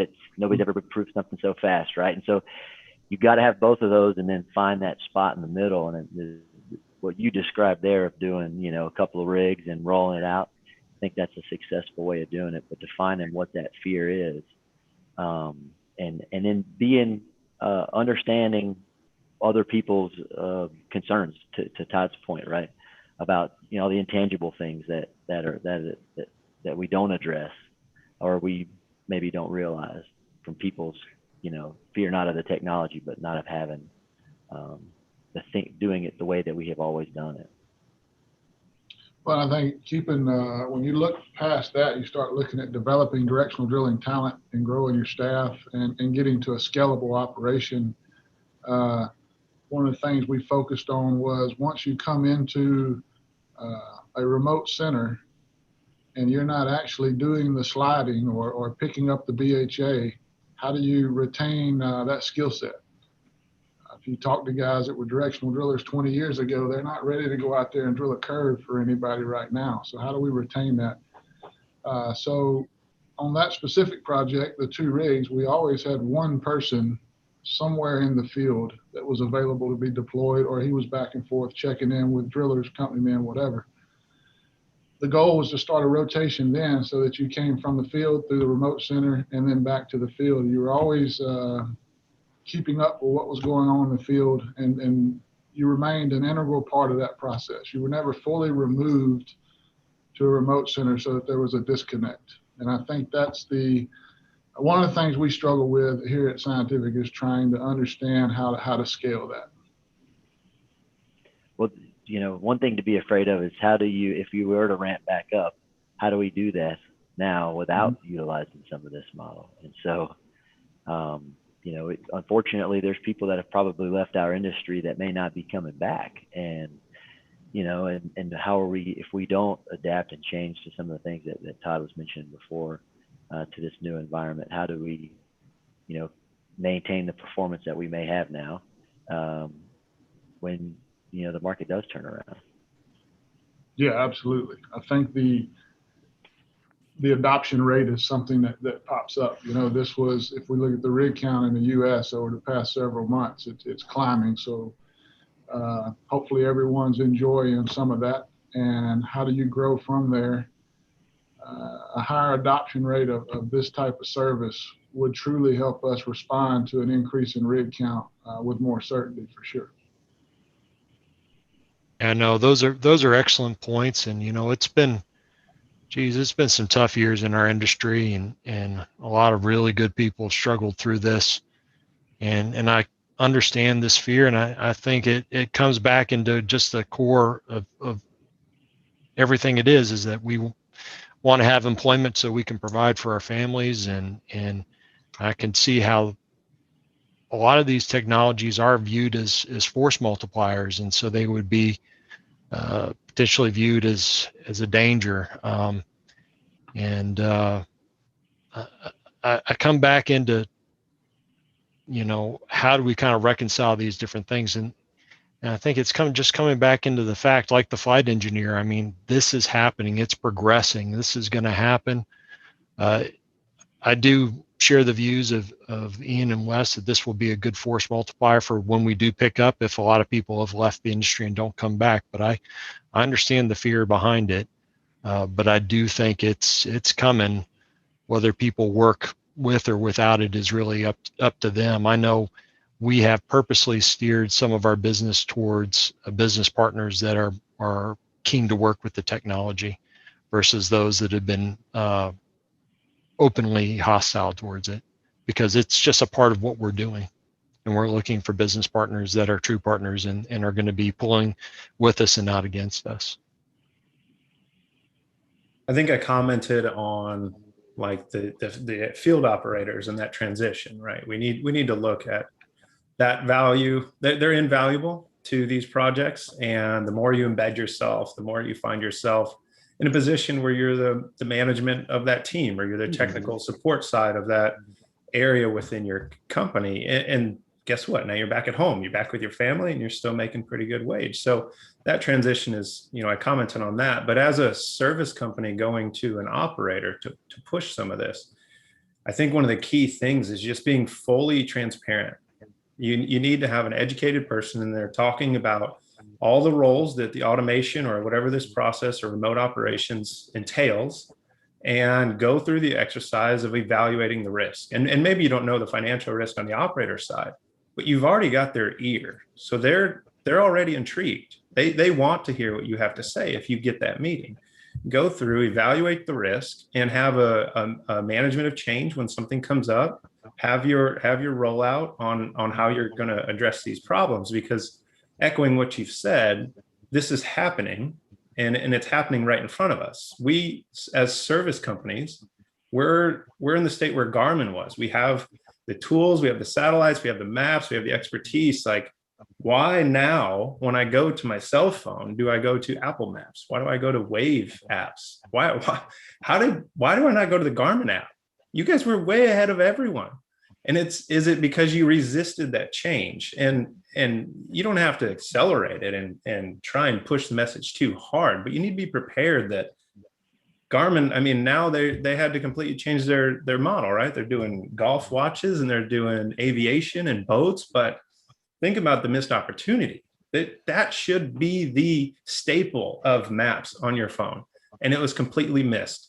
And that's just not a threat by any means, but just a warning to the service companies that we're hearing in these panelists that they're saying this is the direction they're looking. So we need to be prepared.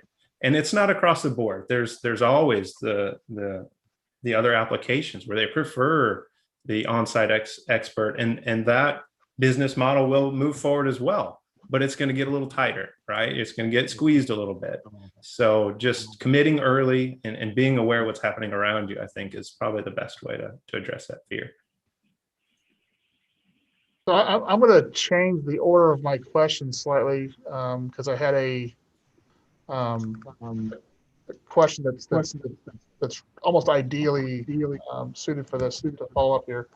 If I look at this slide here, I'm getting echo all of a sudden, but if I look at this slide here, what can we learn from other industries? And you brought up a great example, Nick, with Garmin, how they missed out on being leaders or adapting to change and whatnot. But one of my personal passions is metalworking machine shop tools. And when I looked at the drilling rig, I really saw a milling machine. And for those who are not experienced with it, the picture on the left is a Bridgeport mill, which is a pretty standard mill for the last 50, 60 years or so, where you have hand cranks and you're cranking things back and forth to make little cuts. And whereas the machine on the right is a CNC, a computer numeric control machine, where you close a door, you hit a button, and the computer controls everything. That transition was rough, going from manual machines to CNC. Today, you can't compete if you don't have CNC skills or equipment and whatnot. At least not in most cases, you can't compete. But what I found personally watching the transition happen, a lot of people elected not to change, and eventually the machine shops went out of business and they retired intentionally or unintentionally retired. And the very best CNC operators were not actually the new computer savvy people joining the market for the first time, but it was the people that actually took the skills they had from working in a manual, creative, how to hold metal to cut it different ways, and migrated into leveraging the tools available to them in CNC. They're monumentally more successful, but it was a fairly small percentage of the market that made that transition. So my question back, and this is, I went off my tangent here about machine shop tools and how it relates, but what can we learn from other industries, whether it be Garmin, aviation, moving toward autonomous vehicles, Tesla? What are things that we can learn from that can help us in this transition to remote ops and to automation in general?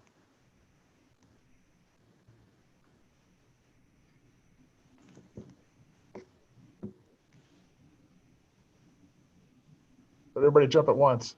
Well, I think one of the biggest things for me that I've seen is that, I think one of the biggest benefits we have as an industry, who some would argue or maybe behind on the technology side, is we can utilize technology that's proven in other areas and then apply it to our situation.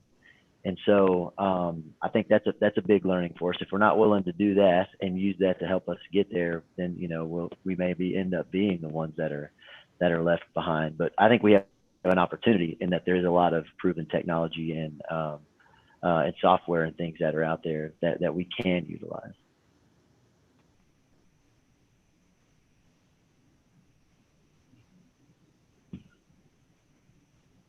Anyone else? It's a tough question. It's are you willing to adapt or not? And just as you first came in as a trainee, I mean, you were forced to learn new things, and now you've solidified that position, and you've been doing that, and you've been getting better throughout the years, and now you're on the rig side doing that. And I mean, you're just hitting another pivotal point in your career development where there's an option to adapt and strive to learn, or there's the option to focus on honing in what you've been doing for years and continue that. But I do think we'll start to see a split as far as the ask from the operator side. That the standard offering probably isn't going to be standard anymore. There's going to be preferences on both sides. And going back to engineering school, I remember they said, remember, you got to do all this by hand, because you can't guarantee you'll always have a calculator in your pocket, as you move forward. But here we are. I mean, I don't even use a calculator. I think I just type in some equation into Google and it spits it out. There's a lot of value. I mean, there's extreme value in the people that still do it by hand. But I've lost that skill set just because I've moved into something that I personally felt was a little more widely accepted, a little more widely useful. That doesn't mean that the people that are still deriving equations solving by hand is not useful. It's also extremely useful. But if you're going to take that path, you need to make sure it's directed into a market that is asking for that and prefers that. And there's nothing wrong with either model.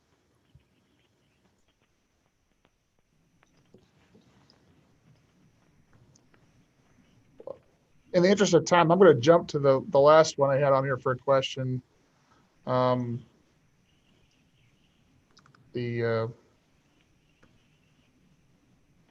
you can still see this one, but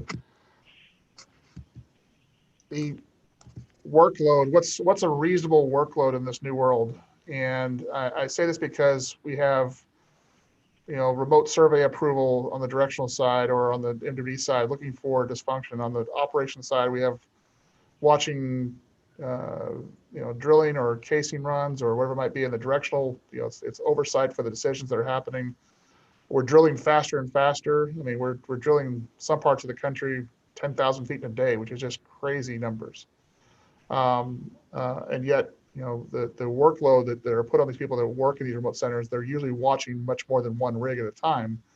It could be a couple, it could be 8. And so what is the right workload in this new world that is sustainable? Is it 12-hour shifts? Is it 8-hour shifts? Is it a 10-day rotation, a 14-day rotation? And I'm sure everybody on this panel has a different experience, but I'll be just transparent. Say it's something we're still struggling with. Is what is that right balance to where you can have a quality level of oversight and still maintain some level of employee health and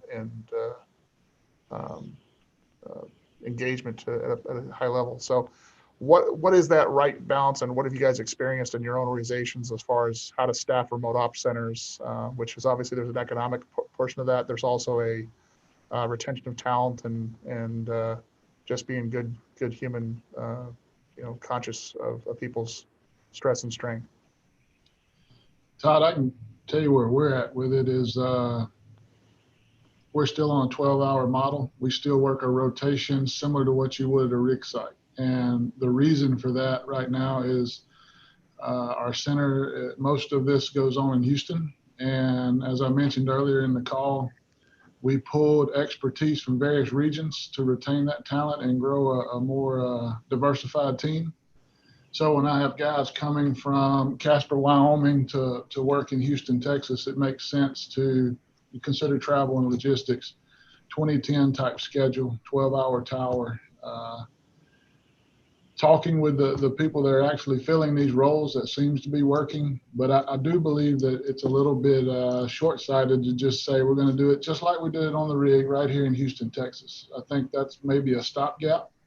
And I think more long-term, as you bring in more local people and build a talent pool from where you started, a different work-life balance has to be considered. I think that's part of the selling point or recruitment tool of this nature of work is a better home life, a better schedule even when you're on tower. Well, I'll throw another variable wobbler at the team. That COVID has changed this too. I mean, it's Yeah.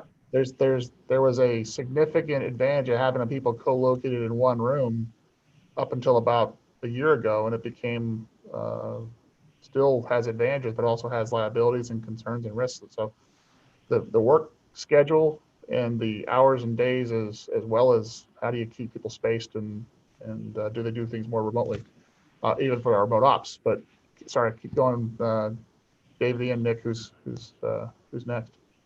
The other thing I'd say is fatigue management. I think back when I started in the oil field, there didn't seem to be such a thing. I remember working at Schlumberger, and they gave us all a CD back at the time. It was called Living the 24-Hour Lifestyle, how you could stay awake for days at a time with 15-minute micro naps. Thankfully, we've moved away from that, and we are paying attention to how long people are working in a single tower, how many days consecutively are they at site, and we're trying to impose a better work-life balance, just because we think A, it's safer for the individuals, and B, I think we get better performance from them as well.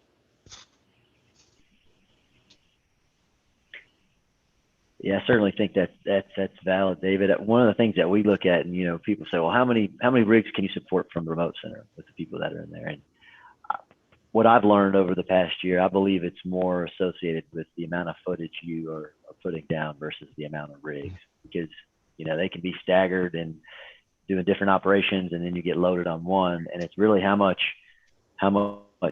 footage can you process at the same time. And then you got to be aware of, once you're so hyper focused on the execution, are you doing the proper forward planning in order to be efficient at what you're doing too? And so there needs to be a good balance. I don't think we have the right answer. I think we'll continue to learn, whether it's different hourly schedules. Somebody asked me the other day, so when is the remote center going to be doing a rotation like nurses do? And I thought, well, I hadn't thought of that yet, but maybe that is the direction that we go. I don't know, but certainly we need to be thinking outside the box and assuming that what we're doing now is right, or the best long-term plan is probably not the right thing. I liked what you said, Wes, about stopgap. We're just repeating what we did in the field and the remote center. I think it's definitely a stopgap, but I agree, it probably does change at some point. Well, I'll say we've learned a heck of a lot on our side. I'm referencing our bit guidance, the Motive Center, if you will. A lot of our challenge on how much can be supported remotely is whether the customer is bought in. And if we are trying to negotiate with a directional driller or a company man, every decision that's being made, it is incredibly burdensome to be tracking that compared to a fully bought in customer that has 6 rigs doing exactly the same thing with the same motivation. So that can also be another huge variable. Buy-in from the field will affect the load of the remote center. Which I think it goes back to the trust of the system, the whole system. But Yeah. the other thing on scalability is what software opportunity are you working with? When we first started working with a bit guided system, the software was set up more for remote than what our legacy system was. So immediately, every single connection, we didn't have to hand enter survey data, gather logs, and get that to the client. All of a sudden, that was automated, and that took you from watching 2 rigs to 4 rigs as an MWD operator immediately, just from an automated email. So it doesn't take huge advances to allow the human capital to really spread out and cover more ground. Yeah, echoing Wes, sorry I dropped out there for a second, but how you structure that rollout can really kind of determine what it looks like in the future. If I think it was even a previous IADD, they mentioned, this is a fire alarm. You don't constantly go around your house looking for fires and smoke, right? You have tools in place to notify you when there's something notable you need to be aware of. And hopefully anybody that's been affected by COVID and lost their sense of smell, that is the first smell that you get back, because it's kind of important, right? The smell of smoke. So structuring these systems appropriately, because you've taken the input from all your field users and you're implementing them and I think that's really key. And then, like for us as an OEM manufacturer side, back to the digital data, we flag edge case scenarios automatically. So as this data is streaming, we populate a database, which are edge case scenarios. This is where decoding got disrupted. This is where we've seen excessive clicks of button A or B. And then when we go and make changes, we run simulations, hundreds and thousands of hours of simulations through this to ensure that all edge case scenarios are captured.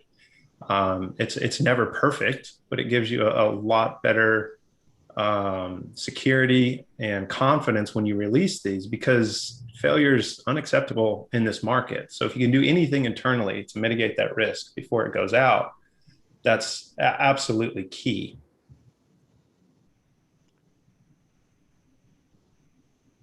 Dave, did you have something? I was going to, there's a question that came in on the chat. Does the panel think that integration of service company functions into drilling rig providers' contracts will be inevitable?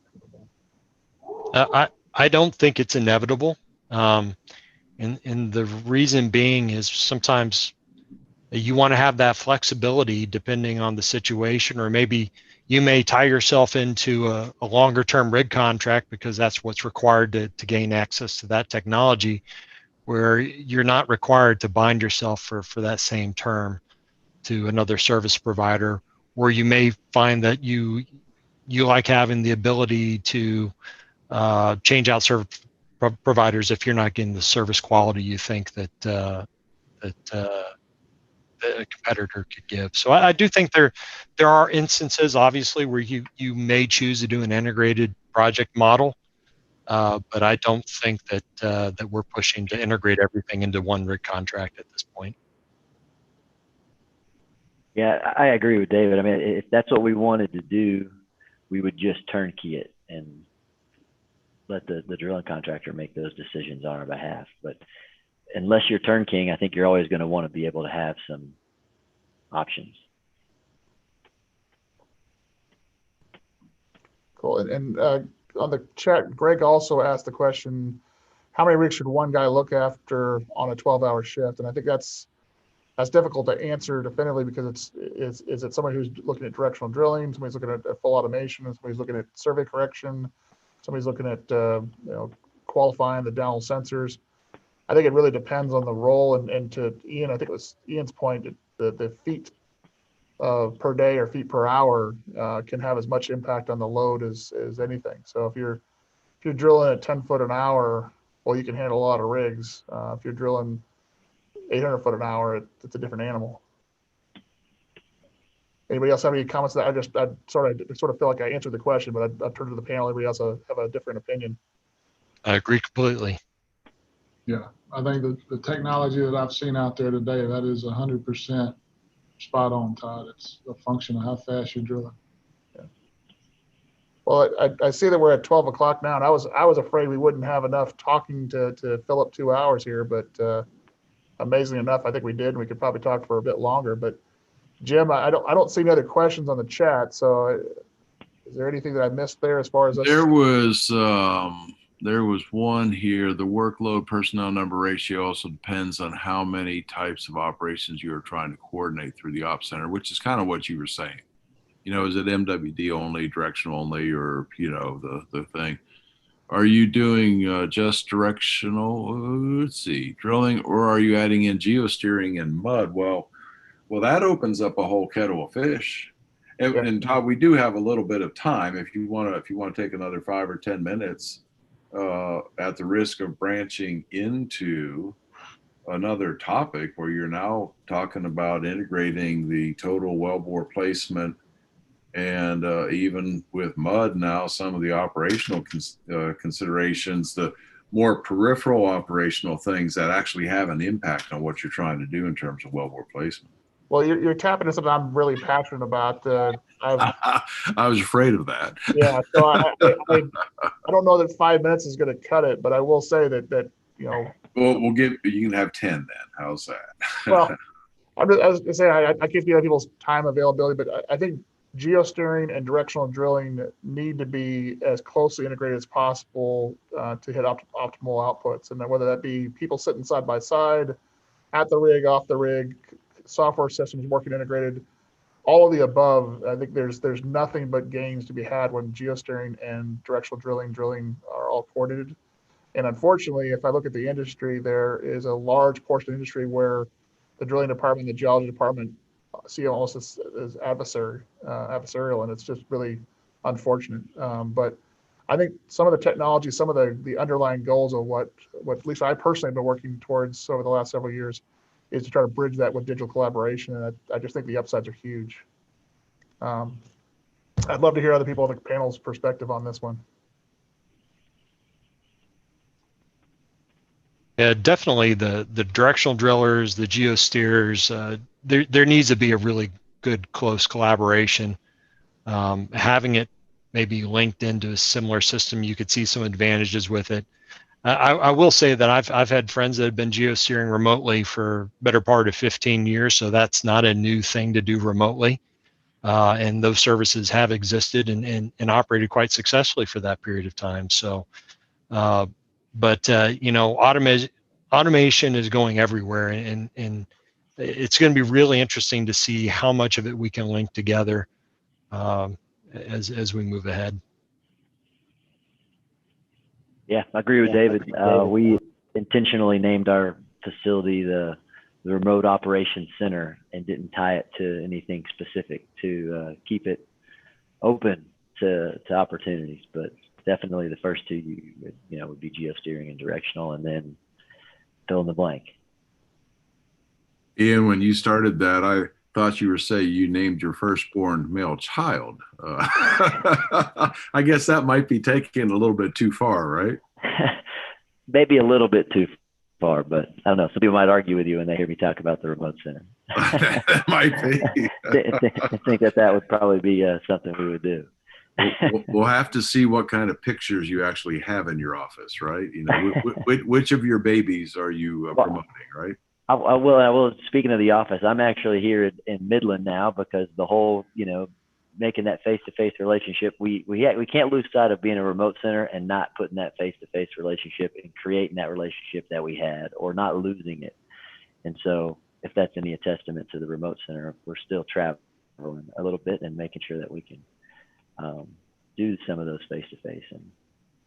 And I think that's a good point. If we sidetrack just for a moment, even within the organization itself. I mean, obviously we're doing a lot of these things remotely, but I certainly sense there's a pent up need for face-to-face social interaction.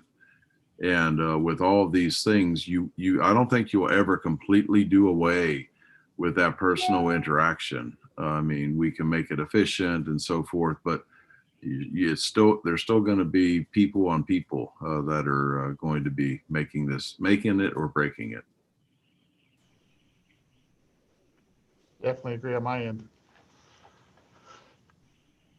Is this where you offer the new IADD social event that's upcoming? That's right. Happy hour at the Butler House next Thursday. Thanks for the segue, Nick. Thanks for having us. This is fun. Well, Jim, I could talk for another 2 hours on geoscience and wellbore placement and quality. It's something that we are obviously investing huge amounts of capital into making that a reality. Right. But I don't want to do disservice by trying to squeeze it in another. Okay. But that's a good. Talk about that specifically in the future. Yeah, no, and that's exactly what I was going to say, Todd. You know, I hope that these types of things become a recurring theme, because we've covered a lot of ground, but as you point out, there's still a lot to be covered. And I think that there is a lot of interest in this. So, you know, let's set this up. We're doing a number of our topics on a monthly or bi-monthly or even quarterly basis. And I think these things warrant a little bit of attention, whether it's an hour or two, just to kind of get an update and talk about the latest and greatest, or what some of the new concepts could be.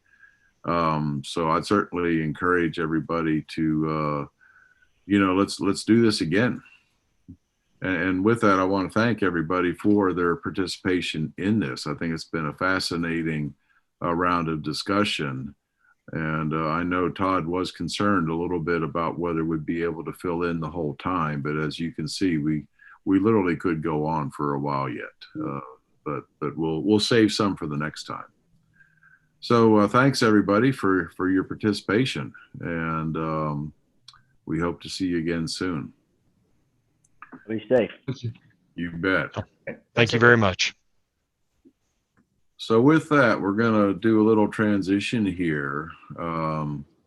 Gary, if you'll go ahead and unmute. I see you've done that. And let's get you on to start your video as well. There you are. That works. It's amazing. Technology is such a fascinating thing. Works just like it did yesterday. Yeah. Well, let's keep the track record alive. So a quick announcement here for the next session. Dave and Bert and John, I think I've seen you online. So if you just stay there, I can actually promote you to panelist from where you are. So you don't have to do anything or log in anymore. I'll send the panelists login to Pam so that she can join us in about 25 minutes or so. With that being said, Gary, APS, or you guys go by applied physics mostly, right? Just so you don't get correct. And I default to the acronym almost immediately just to confuse everybody, right? And everyone asks, are we the company in Connecticut? So yes, that's right. Why we mostly go by AP these days. Yes, AP, that's right. The Associated Press, you're also doing news releases now too, right? Whatever pays the bills, you got to be kind of constructive here. Well, as long as you're not manufacturing your own news, I think you're in good shape, right? I believe so. Yeah. So AP, Applied Physics, has sponsored this. So Gary's going to talk a little bit about the dual transmission system. Had a good discussion on some of the EM stuff yesterday. So I guess we're going to add some pulses to it today, right? We got to talk about all our products. So we are not well known for our pulsar. So it's time to talk about it. Let's do that. Go ahead. Awesome. Share the screen and Hopefully we can see that.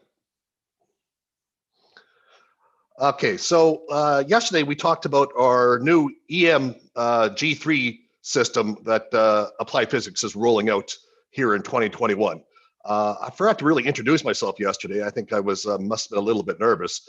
I'm the engineering manager and global product manager at Applied Physics. So I have my hands full in trying to figure out where we're going next and what the technologies look like. So today we're going to talk about dual telemetry systems and what we're doing at Applied Physics for this.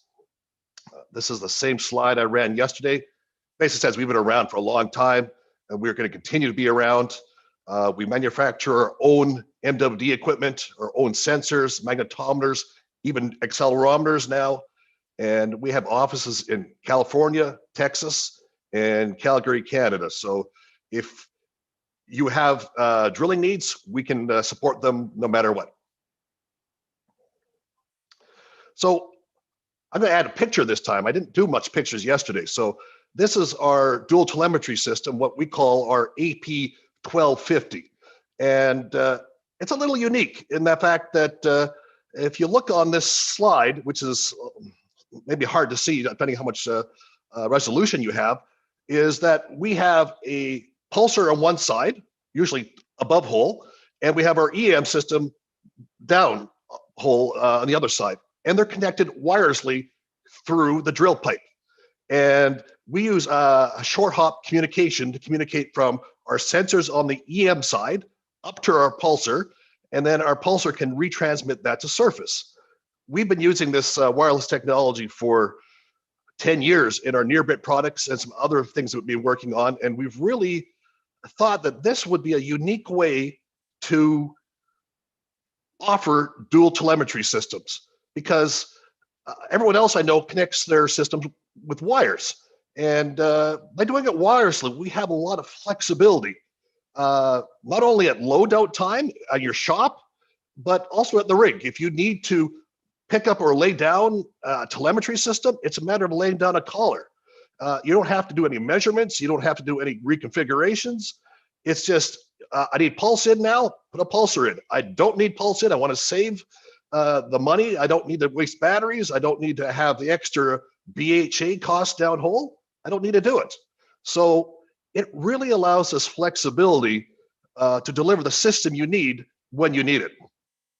We currently offer a top-mounted rotary pulsar and a bottom-mounted poppet style pulsar. We usually use the Rhine pulsar. There's a shoot out to you, Minaj. You owe me $20. But really, any pulsar could be connected. This is something very special about our product line. We're not here to sell pulsars. We're here to sell you dual telemetry. If you have a pulsar that you really want and you really enjoy, and you have all the parts and expertise in running it, it's a small mechanical change. You can put the connector up into our system, and boom, you're running your pulsar, something you're used to running with your inventory, with a dual telemetry system. You can check that box and get to work. That's all we're about, making sure you can work. Because we have this wireless technology, we're also our NearBit compatible. You can run our NearBit product with our pulsar alone, dual telemetry, or just a standard EM side. Just from one kit, you can configure this any number of ways. I got a picture later on which shows all these configurations. It's kind of confusing almost because it allows that much power in your hands when you need to make the decision. The nice thing about this is that we're dual pressure capable across all our platforms. So our pulsar is dual pressure, our EM is dual pressure.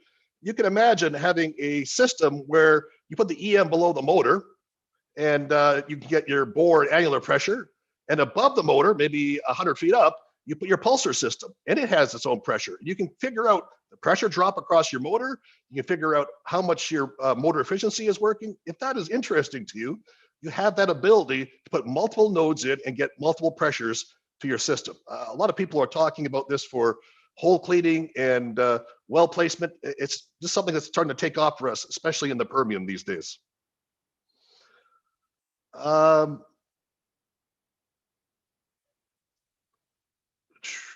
Where am I at? There we go. So the idea is to use the same equipment to solve many different problems and price points. You have what we call the Swiss Army knife approach of MWD. So In one kit, you have a pulser, you have an EM, and maybe you have a near bit. And depending on how you want to run your job, you pick it out of that kit and you run the job. Or you may not even send that assets from your shop to a location. But the kit all fits together or it doesn't. So you can reconfigure it any way you wish. We allow remote connectivity. I see everyone's talking about this. This is something that's been really big for us, that you can connect remotely and operate all of our equipment from anywhere. So if you want to change your antenna placement for your EM system, you can. If you want to change how your pulsar is operating, the filters, what you're looking for, how you're decoding, you can do it all remotely and get the best MWD performance that you can with a couple clicks of a button, and it's all available to you. We talk about technology upgrades. I'm not trying to sell a new system here. I want to be able to upgrade your existing systems to do the new features that you need to stay in business. Dual telemetry has been one of those hot things since Evolution's come out, and it really pushed this market. And a lot of people are requiring this to get the job, even if dual telemetry isn't needed to drill that well. This allows people to take on this type of work cheaply and effectively at the price point they need to. And again, it's a common look and feel for our operators who are familiar with our EM tool to pick up our pulse tool, pick up our dual telemetry tool. Everything looks the same. Our displays look the same. Our configurations look the same. Even the hardware looks the same. You can use the same directionals across every piece. It doesn't require a lot of retraining, either in the shop or in the field.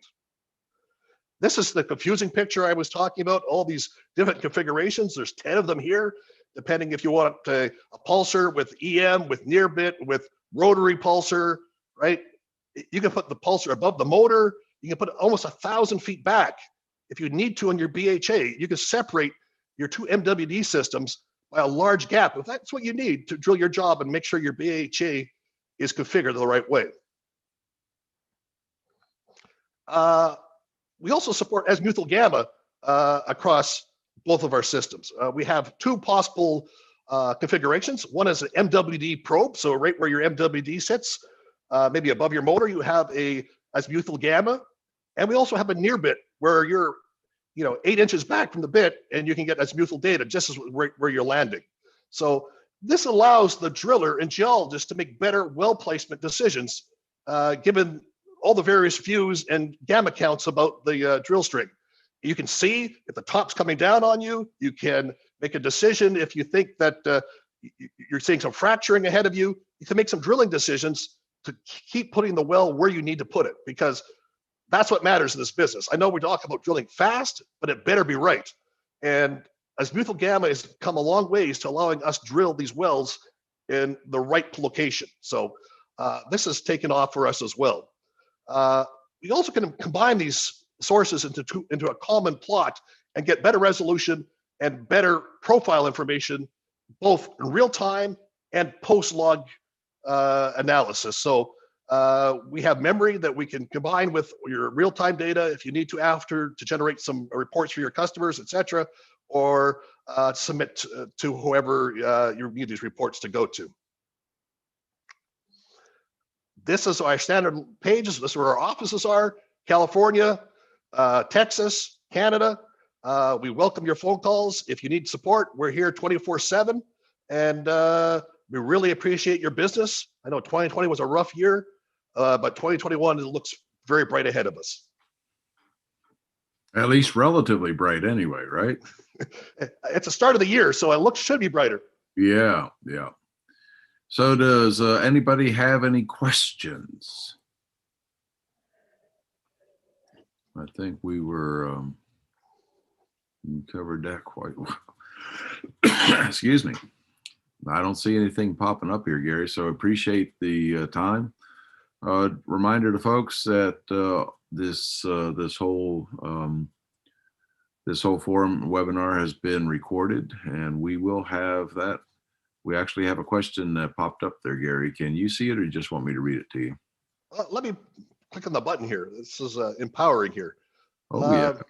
How far back is that azimuthal sensor from the bit? We have two modes. We have a near bit. So it's basically sits between the motor and your drill bit. It's about a 3-foot section of sensor pipe. and your gamma sits back about 6 to 8 inches from the bit. So you're right there. The other option is you can put it in the MWD probe. So wherever you place your MWD, you also can get it. So maybe 60 feet back. Okay, good. Are there any other questions? You can also raise your hand, and I can let you talk if you'd prefer to just ask the question.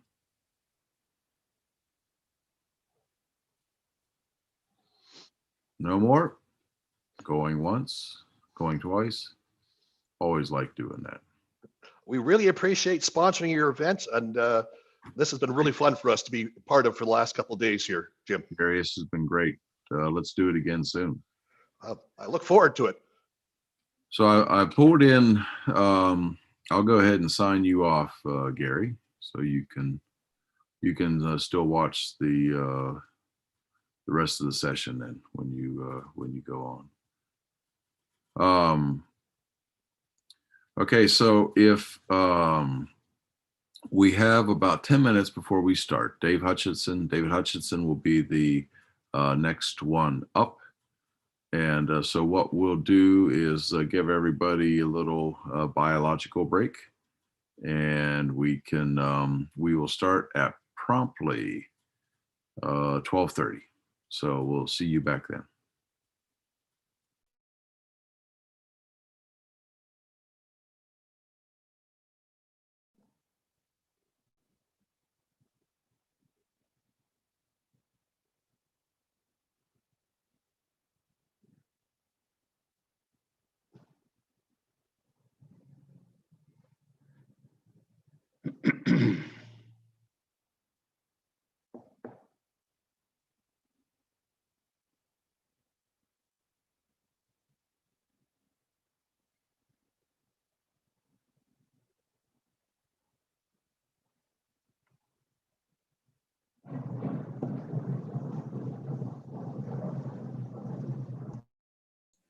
Hey, Jim, can you hear me? This is Bert.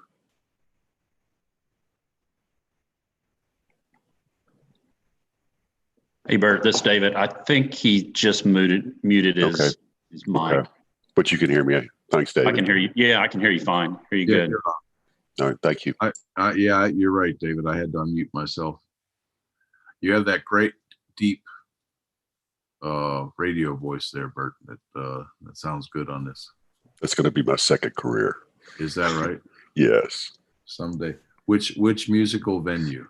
I'm going to go south of the border like Wolfman Jack and ramp up a big one, and I'm going to be called Hombre de la Calle. Very good. Right. We better put him back on mute after that one, right? And David, we'll start just in about 7 or 8 minutes. Okay, cool. All right. Thanks.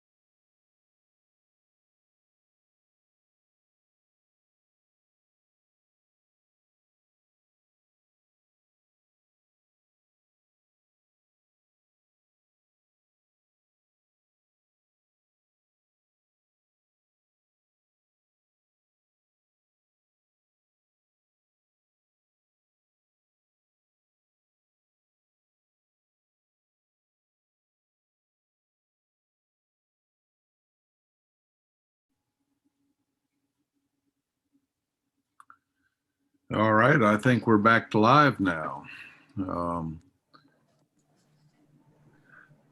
Everybody has gotten themselves resituated and so forth.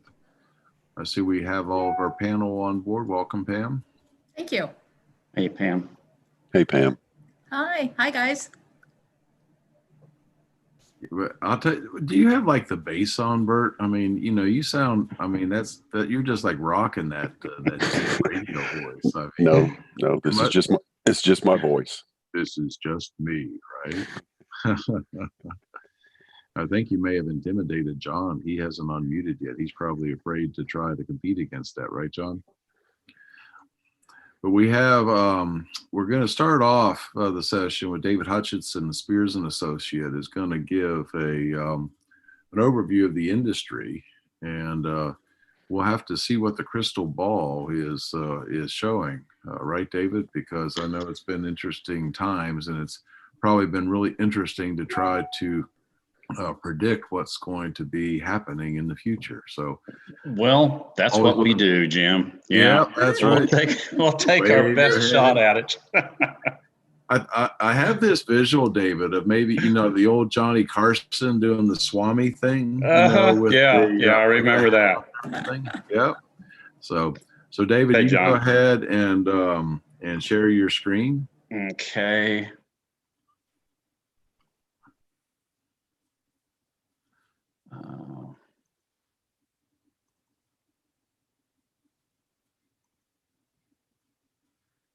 There we go. Can you see that, Jim, and everyone? Drilling towards the future. We have it. That's scary thought, isn't it? Yeah. There you go. Okay. We ready to get started then?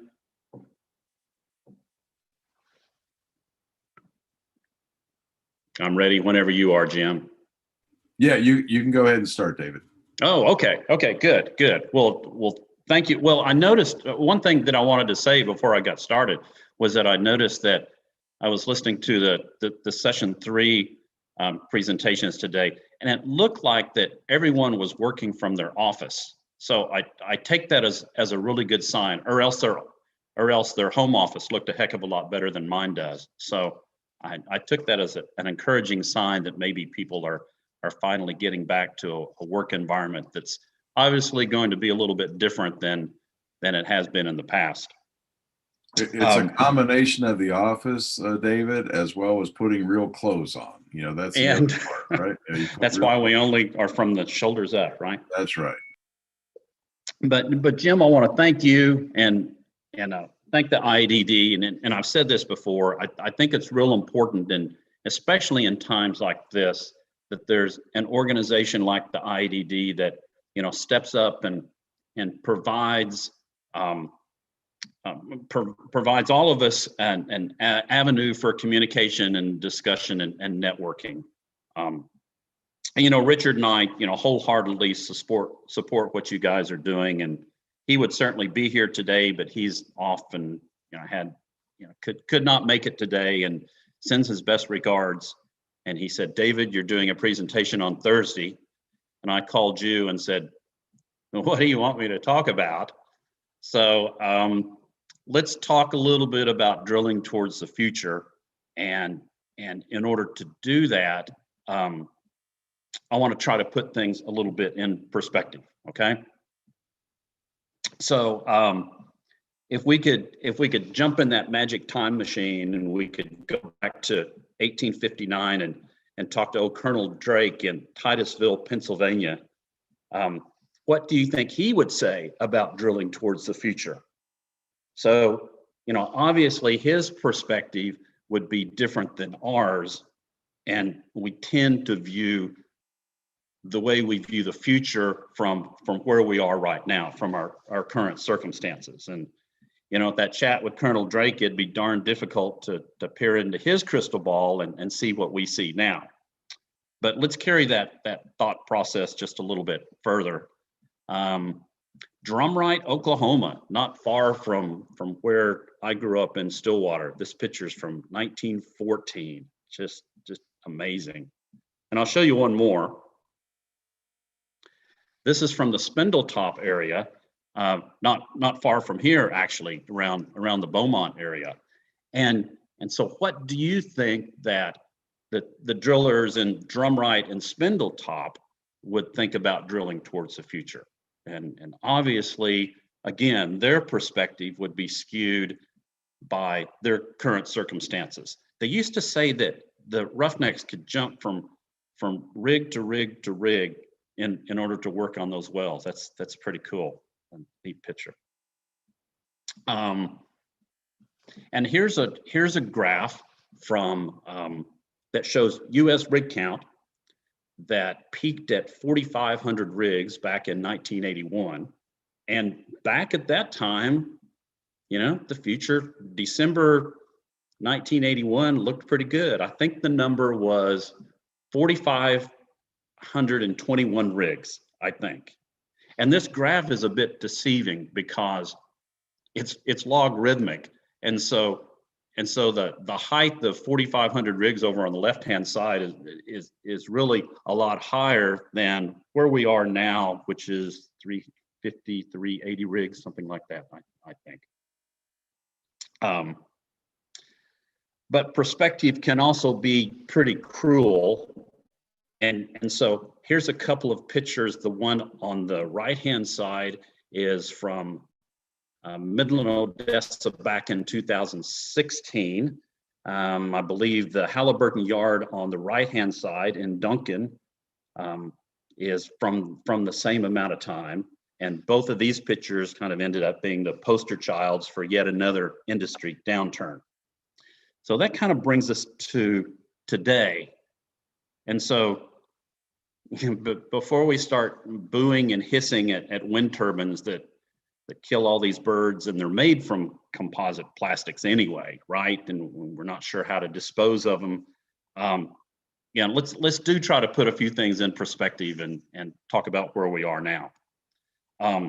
So this is a Spears crystal ball, and we routinely take a shot at doing this and measure markets for oil field products and services. And it may be, you know, it may be mud, and it may be directional drilling, it may be drill bits, it may be frac, but you add it all up, and we routinely forecast, trying to be as transparent and as repeatable as possible, spending on oil field goods and services over a period of time. And sometimes we get it right, and sometimes we get it, you know, a little bit less right. But this is what our global spending looks like, just for the short-term outlook into the future. So a couple of comments on that. As 2020, I'm not sure, I can't see it on my screen, but as 2020 progressed, we lowered 2020 as the year went on. But our outlook for 2021 is actually more positive. So in fact, in the big picture, whenever you add everything up, we have increased our global spending for oilfield goods and services from 170 billion back in one of our previous forecasts last year to 180 billion now. Now it still hurts whenever you're down 30% from 2019 to 2020, but we see only a small decrease of about 6% in 2020 to 2021. And you know, also keep in mind that international wasn't affected quite as much as U.S.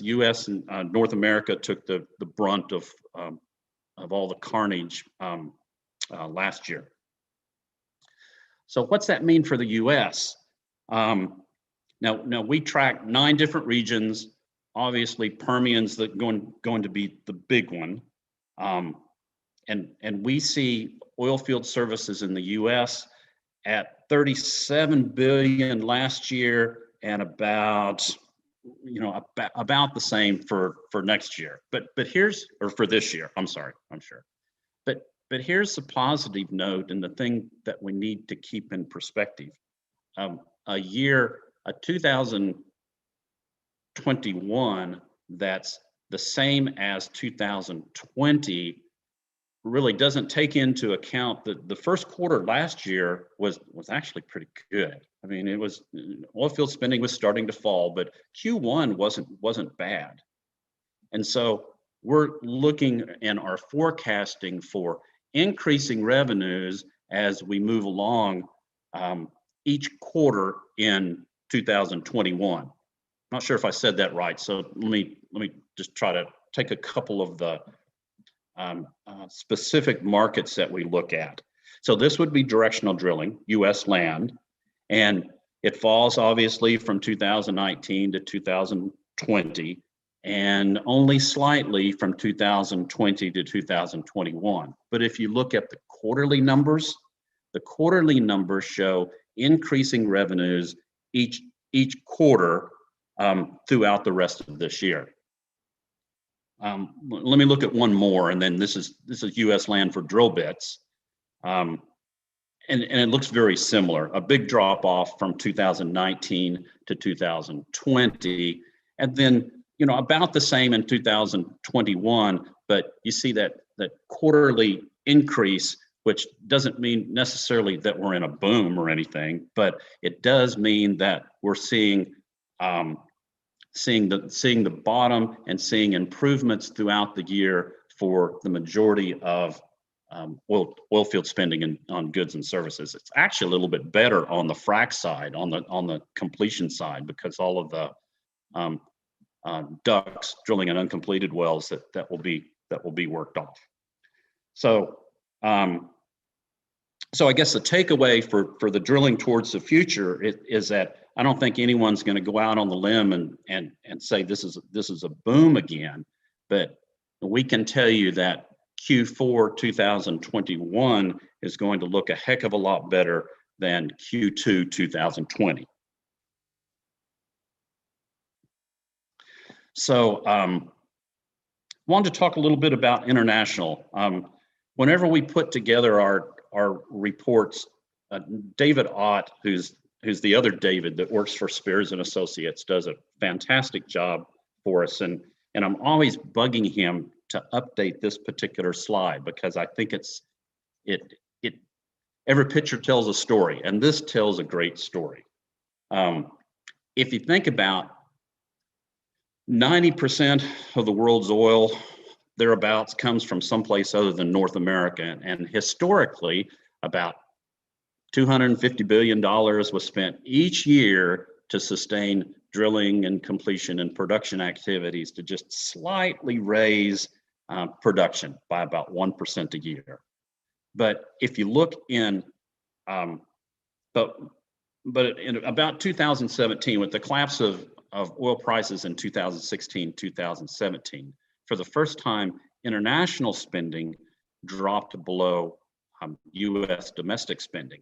Now, what's interesting is that the blue line, which is North America oil field spending, you can easily see the ratchet up in spending from the unconventional, from the shale revolution. It's a fantastic visual representation of how the U.S. was able to raise production. So we expect this trend to continue. U.S. International is a little bit better, but maintains its more spending above U.S. And that's where I wanted to talk about, was because as U.S. oil field spending becomes a little bit more dominant, international investment for oil field service companies will expand. And we see that from some of the clients that we work with, tapping into that local content requirement for working with national oil companies and international is going to be important. After years of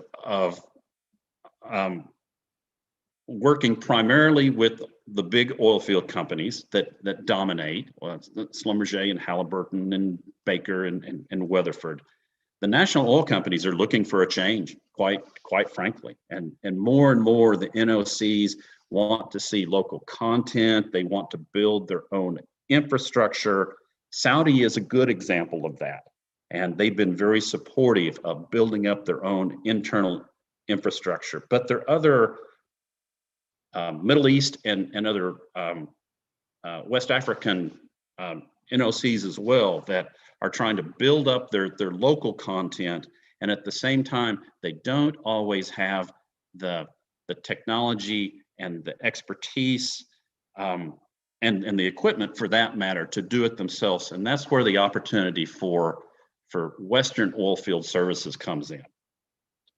Now the downside of that is that there's a reason why Schlumberger and Baker and Halliburton and Weatherford have dominated the oilfield services internationally for so long, is that it's different. I spent 14 years of my career working in different places overseas, and I can sum up the difference in 6 words. There are no hotshot trucks. I'm not sure if hotshot's one word or not, but anyway, the point is the same. Working internationally can be frustrating and confusing and challenging. And I was speaking with a friend of mine recently who spent a lot of time on the operator side overseas, and he said sometimes it's not so much about the technology as it is just about the logistics and supply chain. But we still believe that there's an opportunity for expansion from Western oilfield service companies into international work. Now, there is another thought to consider on that.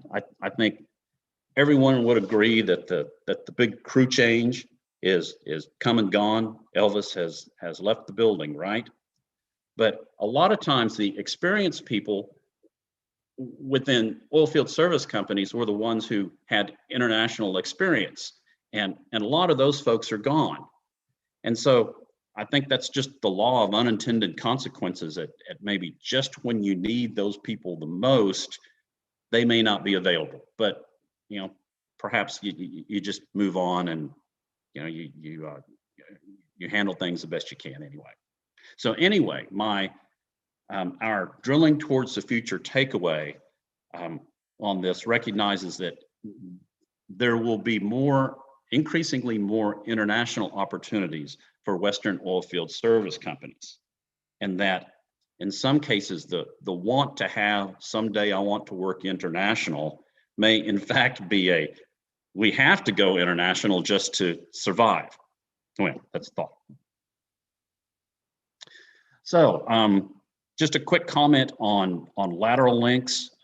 Whenever I was with National Oil Well Varco, which has since changed their name to NOV, I had the opportunity to work closely with the ExxonMobil people in support of the Sakhalin project, and made I don't know 8-10 trips out to Sakhalin.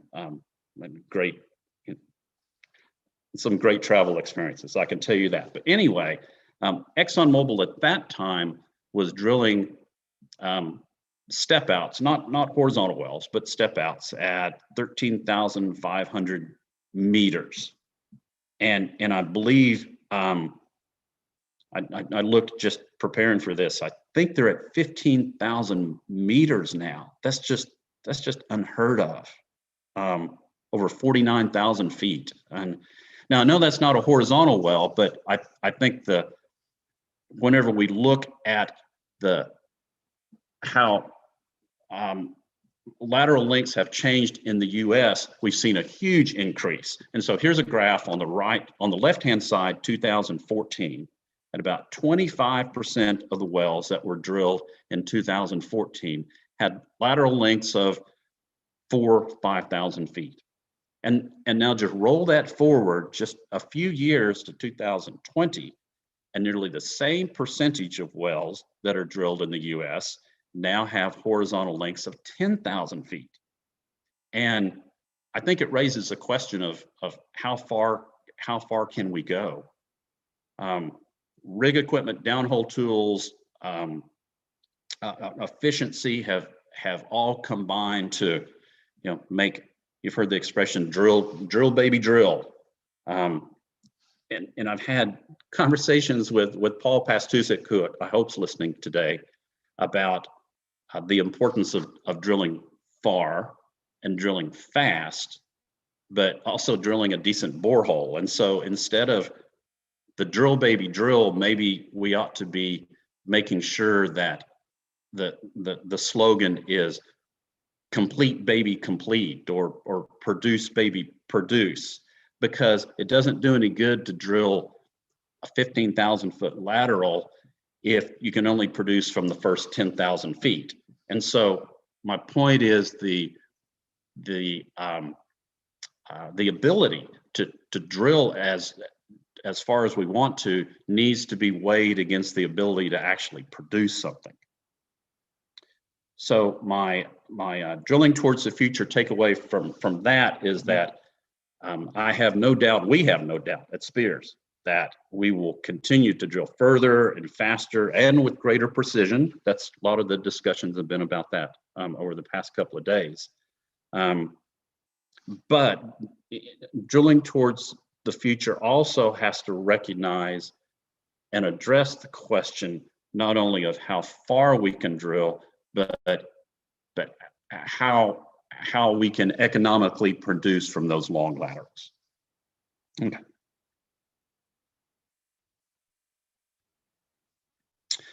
So have you ever been on an interstate highway and you're hungry, you need to go to McDonald's, or you need to go to the bathroom or something, and darn it, you just can't find an exit ramp.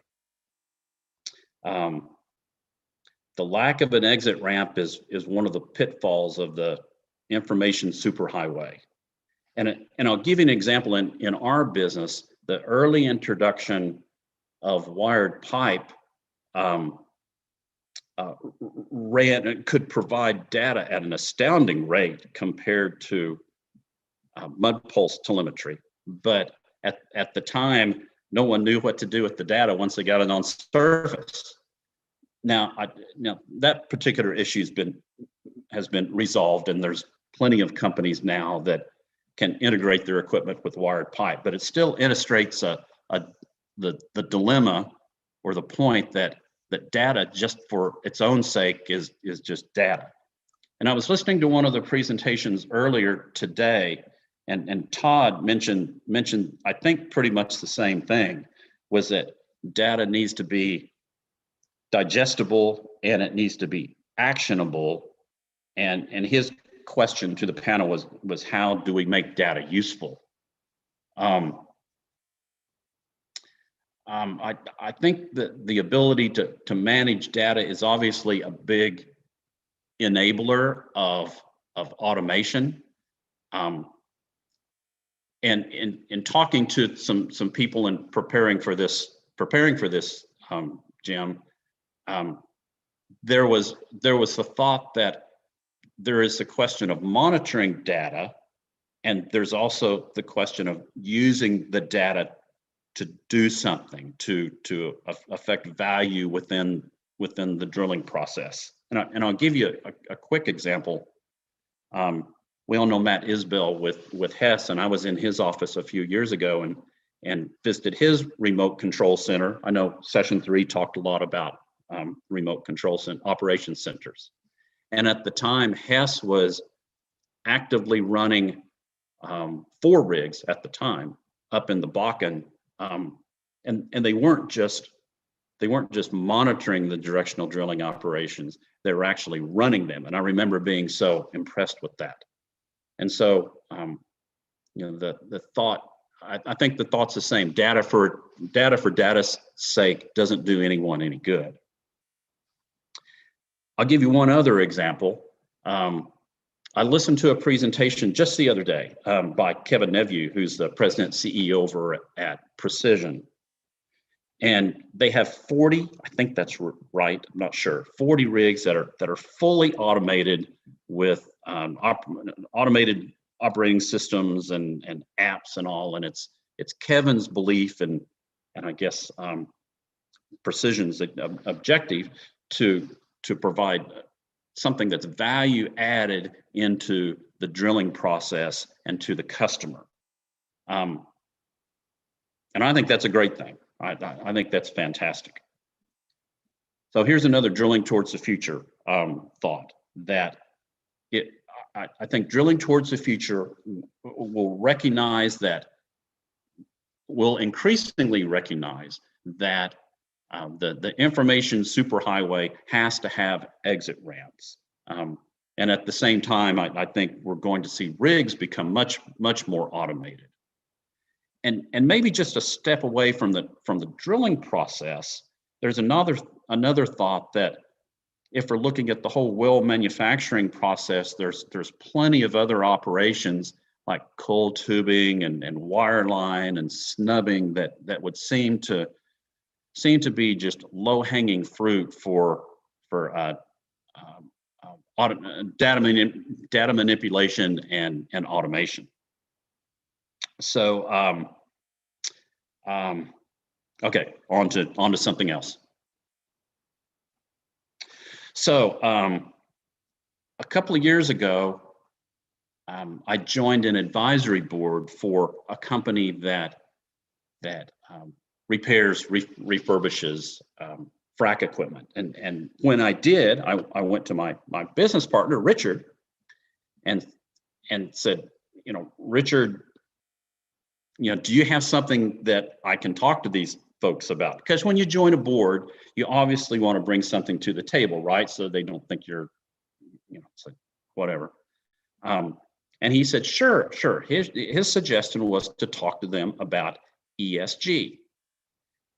And once I looked it up, I went to the company and said, do you have an ESG policy? And they said, no, we don't. And, so on, you can go on from there. But it was really the first time that I had done a deep dive into the world of environmental and social and corporate governance. I can't even say the damn word. But I can tell you for those out there, this isn't ESG, isn't a trend, and it isn't a evolution. It is a full-blown revolution. And I'm not sure. And so here, let me use an example. Okay, I guess. As in a story, because I had to fit this in somewhere. I'm not sure if you remember a company called the Western Company back in the 70s. It's been a while, which would date me.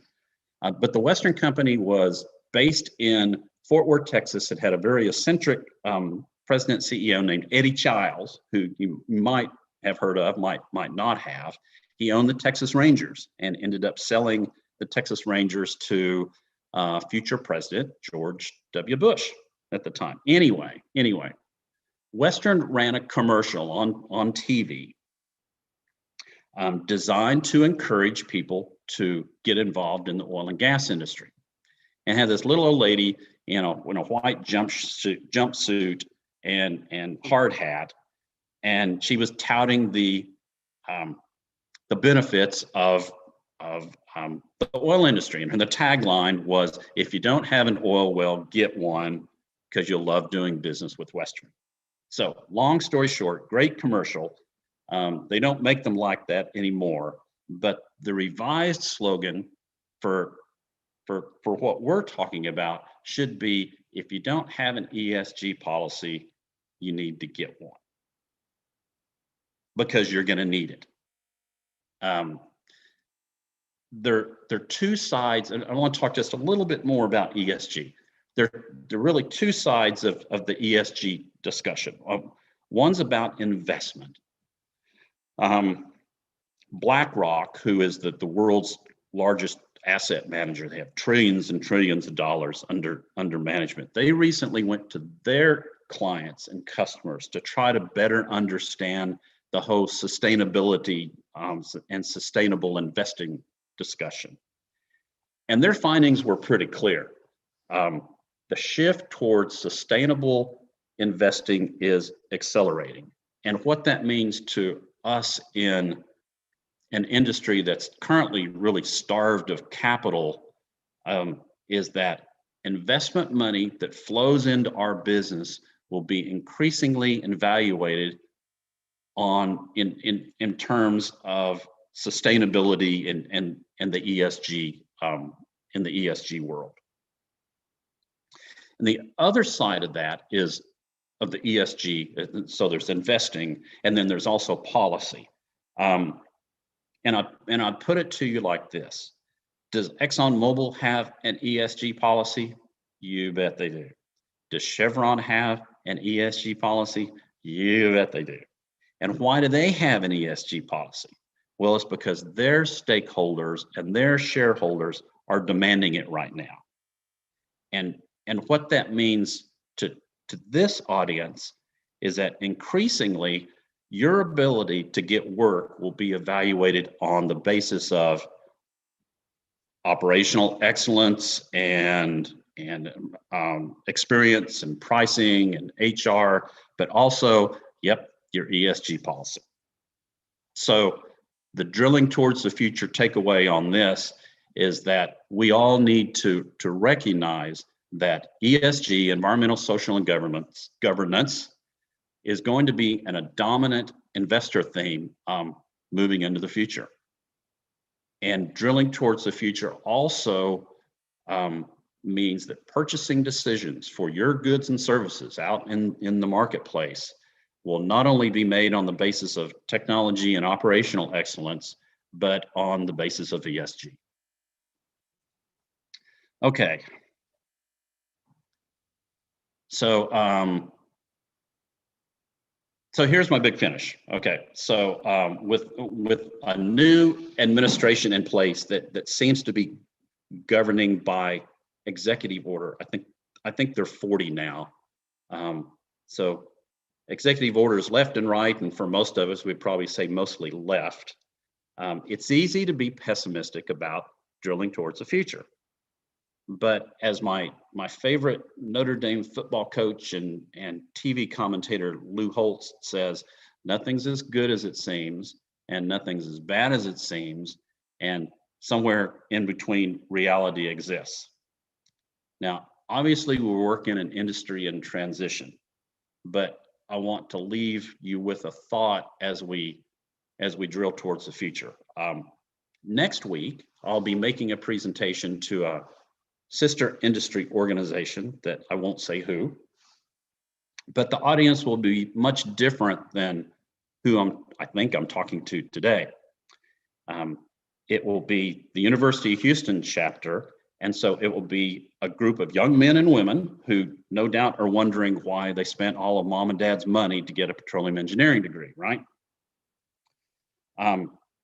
So my closing comment would echo a statement that I read recently in a book called The New Map, called Daniel Yergin. And if you don't know Daniel Yergin, you should. He wrote The Prize, he wrote The Quest, and he's got a new book out that I'm reading now that's called The New Map. Anyway, Yergin said, and I think I'm paraphrasing, but I think I'm pretty close, that the young men and women that just starting their professional career in the industry can count on working in a vibrant and challenging industry that will be around for their entire lifetime. And I can tell you, I take great comfort in that statement. Jim, that's what I have. I would encourage everyone who's interested to jump on the Spears Drilling Insider, listen to John and Richard talk about what's going on in the industry, and appreciate the time to be with you today. Appreciate it, David. Very informative. Does anybody have any questions? I didn't see anything pop up in the chat or the questions. Let me take a quick look over on YouTube. Okay, I think we're clear there as well. There is a delay on YouTube, so that might take a little while to catch up. I think the longer we go, the further behind it gets. So David, if you want to jump over to YouTube, you can watch yourself because it's still going. No, I hate to watch myself on TV. Yeah, it can be a little uncomfortable at times. So, well, David, if you'd like to stay on, for this Definitely. Yes, yes, panel definitely. session. Yeah. Then we'll go through a couple questions. You spurred quite a bit of thoughts on my part, and I would assume probably the others. If we can, let's go ahead and introduce the rest of our panelists. Pam, if you wouldn't mind giving a quick introduction for yourself. I am happy to. Thank you very much for the invitation to participate. Truly looking forward to hearing some responses. Again, my name is Pam Pierce. I am the relatively new CEO and president at Scientific Drilling International. I came on board last year in May, which was kind of an interesting time to walk into the OFS business.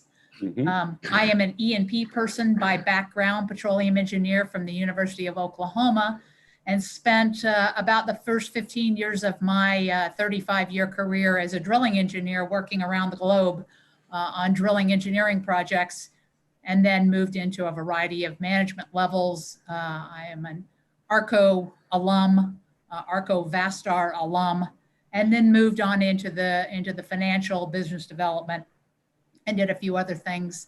I'm also on a couple of board of directors and have been dedicating full-time the last year to an extremely interesting oil field service sector that my team has done a great job of educating me on in the worst of market conditions that any of us have ever seen in our careers.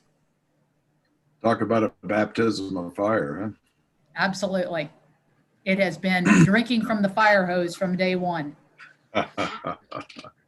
Well, hopefully the fire hose doesn't get turned off. As long as you're still drinking, you're in good shape, right? Right. Yeah. Bert, would you like to go next? Sure. My name's Bert Streetman. I'm presently business development for Sperry Drilling in North America, primarily serving the rental industry now, which is a very different model for Sperry. Started my career in 1991 in the Gulf of Mexico, but before that, I was on the back of a slick line unit in my dad's company, running pressure transit surveys. After 10 years in the deep water, I went overseas for 15 years, variety of Latin America, Eurasia, West Africa. Came back and ran the Gulf of Mexico for Sperry, ran North America for Sperry, and so far I'm starting my 30th year in the industry, and it's been a pretty interesting ride the whole way along. So glad to be here, and thank you for inviting me. Good to have you, Bert. Yeah, I remember when he was just a pup. Yeah. In the industry, which shows you how old I am.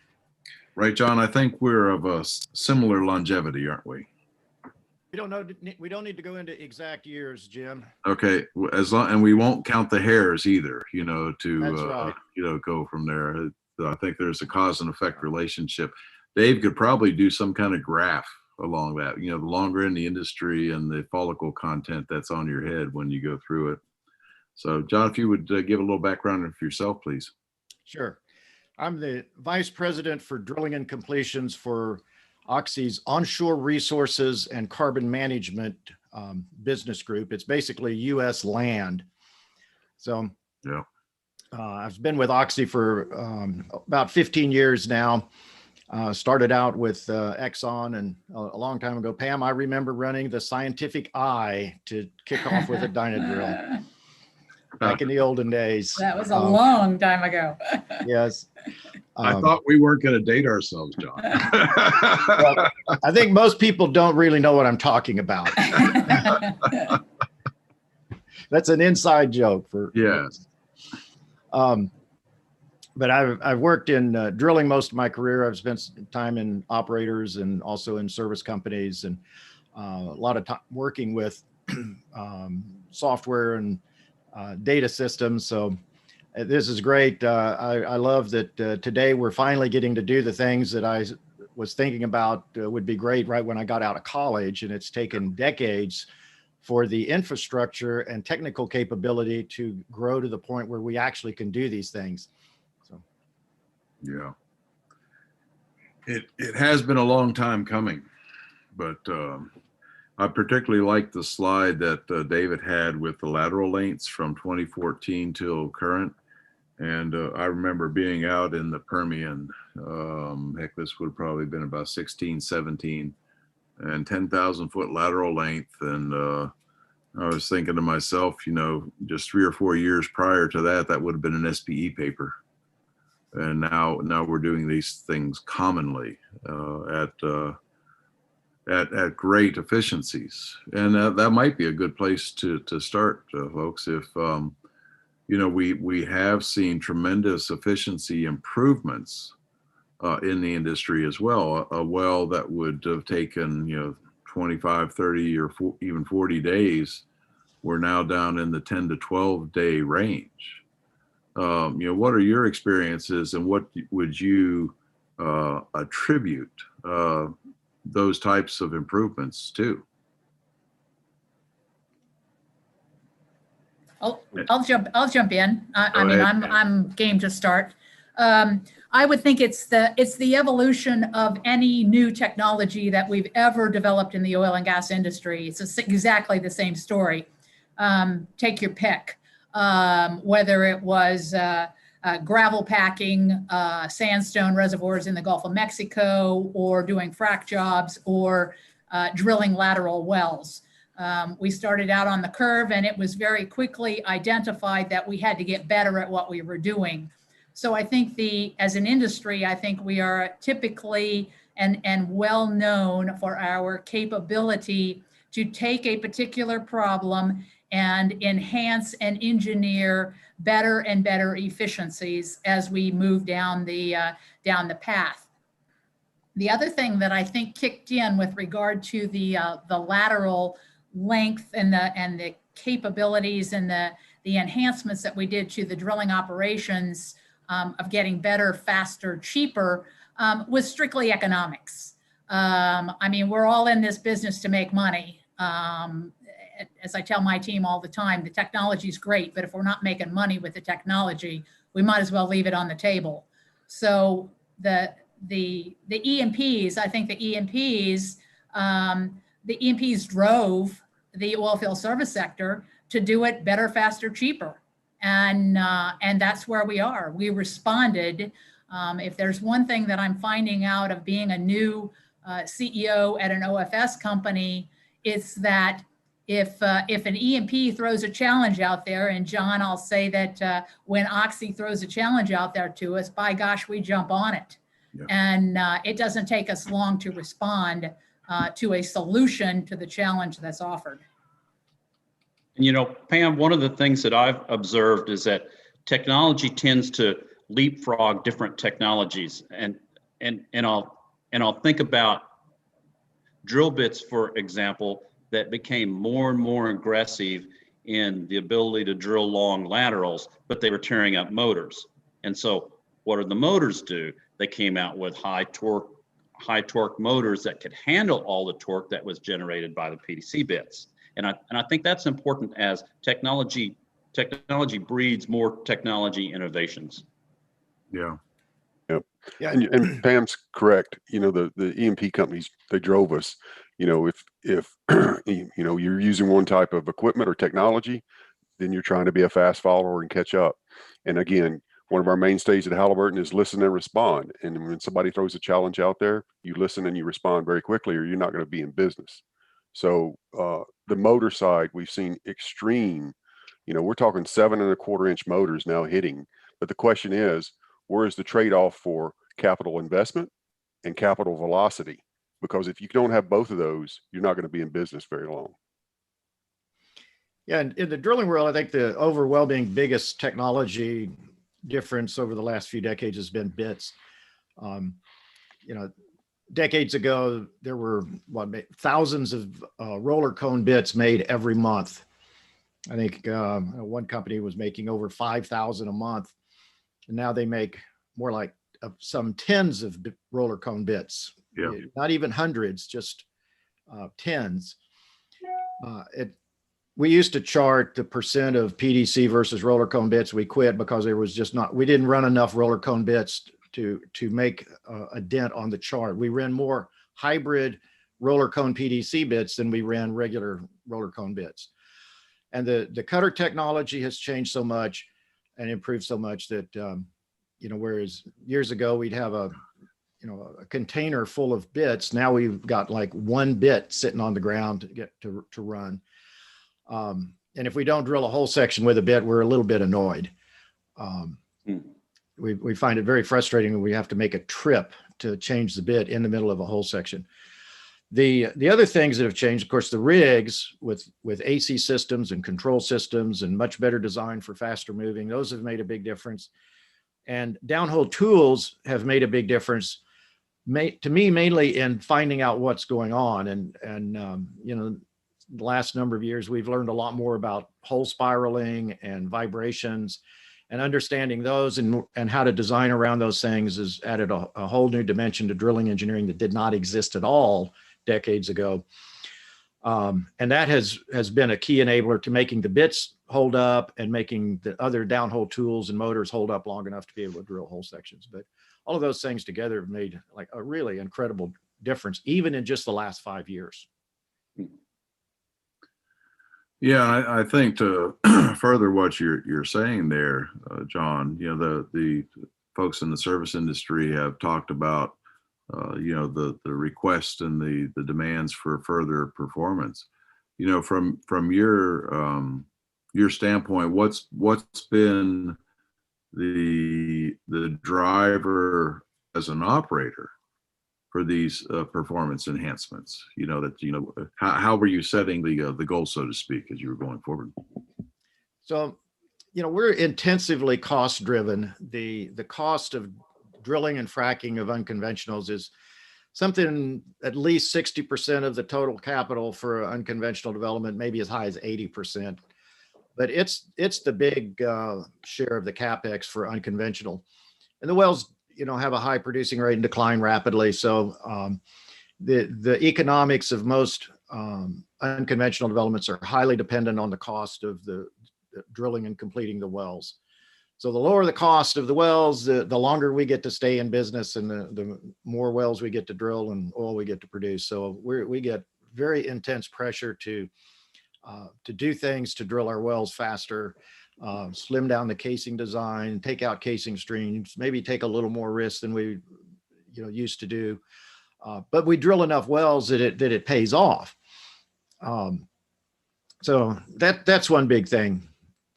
Just the necessity for low well cost. It's a very different situation with unconventionals with the short life than it is with a conventional oil fields. Like you go back in the boom days in the 80s, we drilled up a bunch of oil fields, and when things collapsed, those wells kept producing at a 5 or 6% decline rate. They just wouldn't go away. It took years for the situation to get back in balance, and it won't be so long with the unconventionals. Yeah, like I say, there aren't any stripper wells anymore. Remember stripper wells? Well, I guess there are in Oklahoma, Pam. You and I appreciate that, but that's not where the bread is buttered right now. Stripper wells that are still producing oil in 25, 30 years from now don't do anybody a lot of good. Right.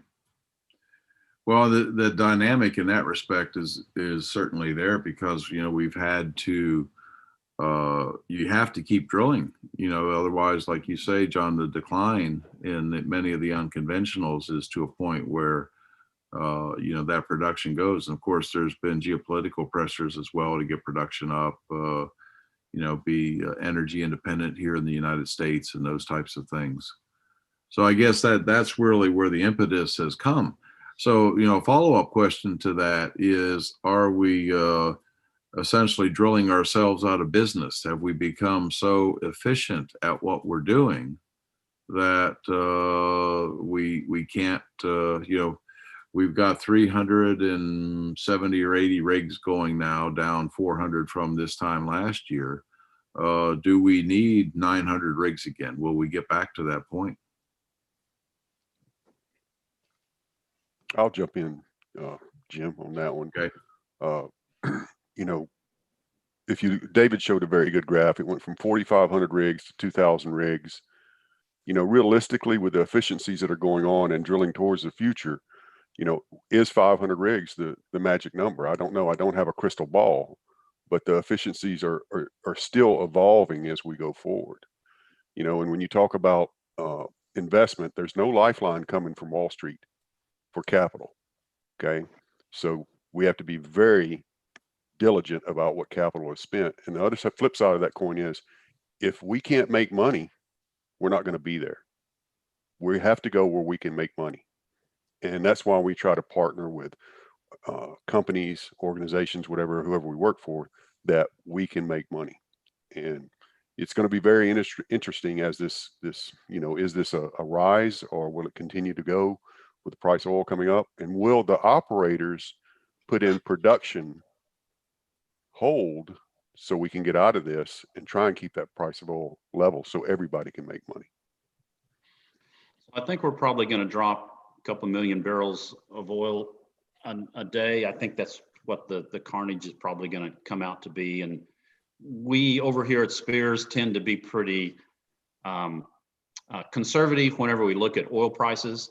I think we're, you know, I'm not sure where we are today, 55, something like that, 52, 55. Yes, anyway, it doesn't matter. 55. We're kind of, Yeah. and we're kind of in that range for this year. And what is going to drive more when production starts to fall and prices and oil prices start to go up as a result, then that's going to bring more activity, more rigs into the market.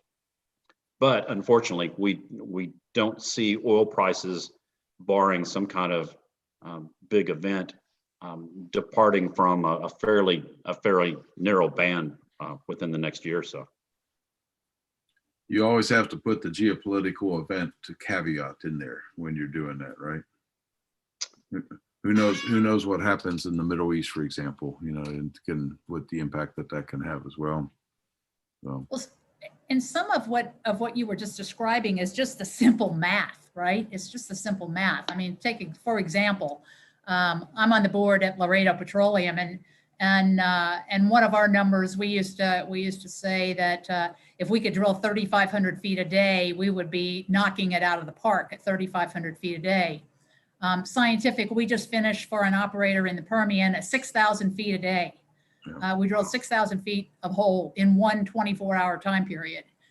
So every time, I think as an industry, every time we think we have reached the milestone that says we can't get any better, lo and behold, we figure out a way to get better.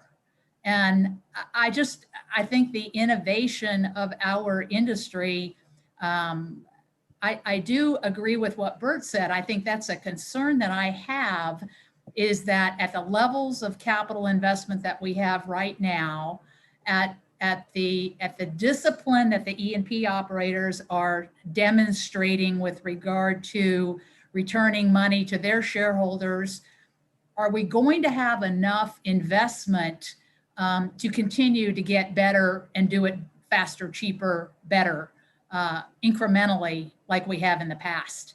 And that's kind of a big question that I have right now is, what does the future look like? I don't think I certainly don't think that we need as many rigs. The difference between 3,500 feet a hole and 6,000 feet a hole, you basically do the math and you're kind of cutting it in half. Yeah. So I don't think we need that many, but what is the number? I don't really have an indication of what the number is, other than it's probably less than what we've had in the past. Well, then to take that a step further, you know, where are the, you know, how many directional providers will stay in business? You know, what's the capacity needed for that? You know, if you combine this with the previous session on remote directional drilling, which by its nature is manpower conservative, you know, I guess the supposition on that is it's probably not wise to recommend somebody get into the directional drilling business right now, that they want to be a young directional driller. I think there's still a few of that's coming along, but you know, the manpower requirements are certainly going to be significantly less in the future, because you're looking at essentially a double whammy: fewer rigs, and then, you know, more people can handle greater numbers of rigs with the automation and the remote centers that we're talking about. So what are your thoughts in what that market is going to look like in the future?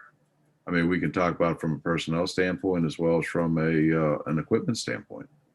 To me, the key thing about the future market that we need to plan for is it's going to be cyclical, much worse than we've had in the past.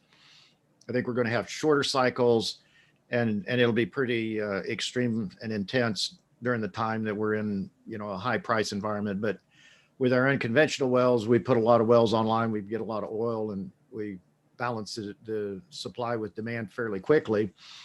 And then we get another bust. So I think that the future of all of the automation and remote operations and things is to reduce the need for a lot of people during the upswing, and be able to keep a more stable workforce that goes from the down cycle to the up cycle. And I think the key to success for operators and service company is to be able to, you know, design the business so you can keep your costs down and get through the low periods, but be poised to capture the upside when business is really good. Right. Well, I think one of the other things too, though, that we're getting to a point where the labor costs has increasingly become a bigger and bigger percentage of the overall cost picture with regard to the operation.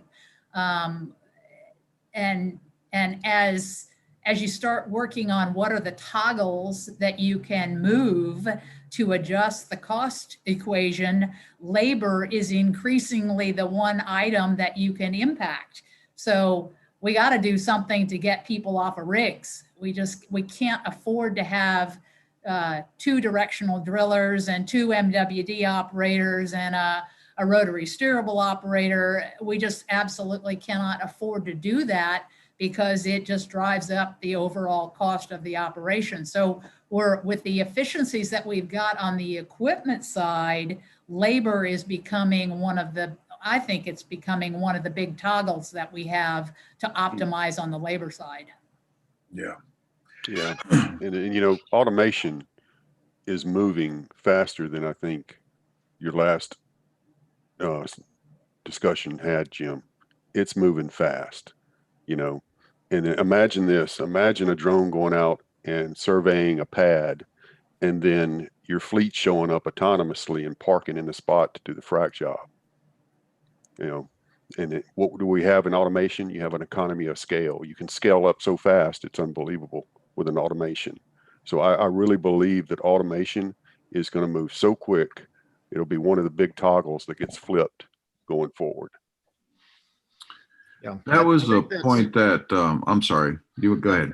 No, I think that's really a key, and something that, you know, in our view, right now, all of the automation and efficiencies that we get are going to make a little bit of difference in the cost, because we have really good operations right now. We've got very experienced people.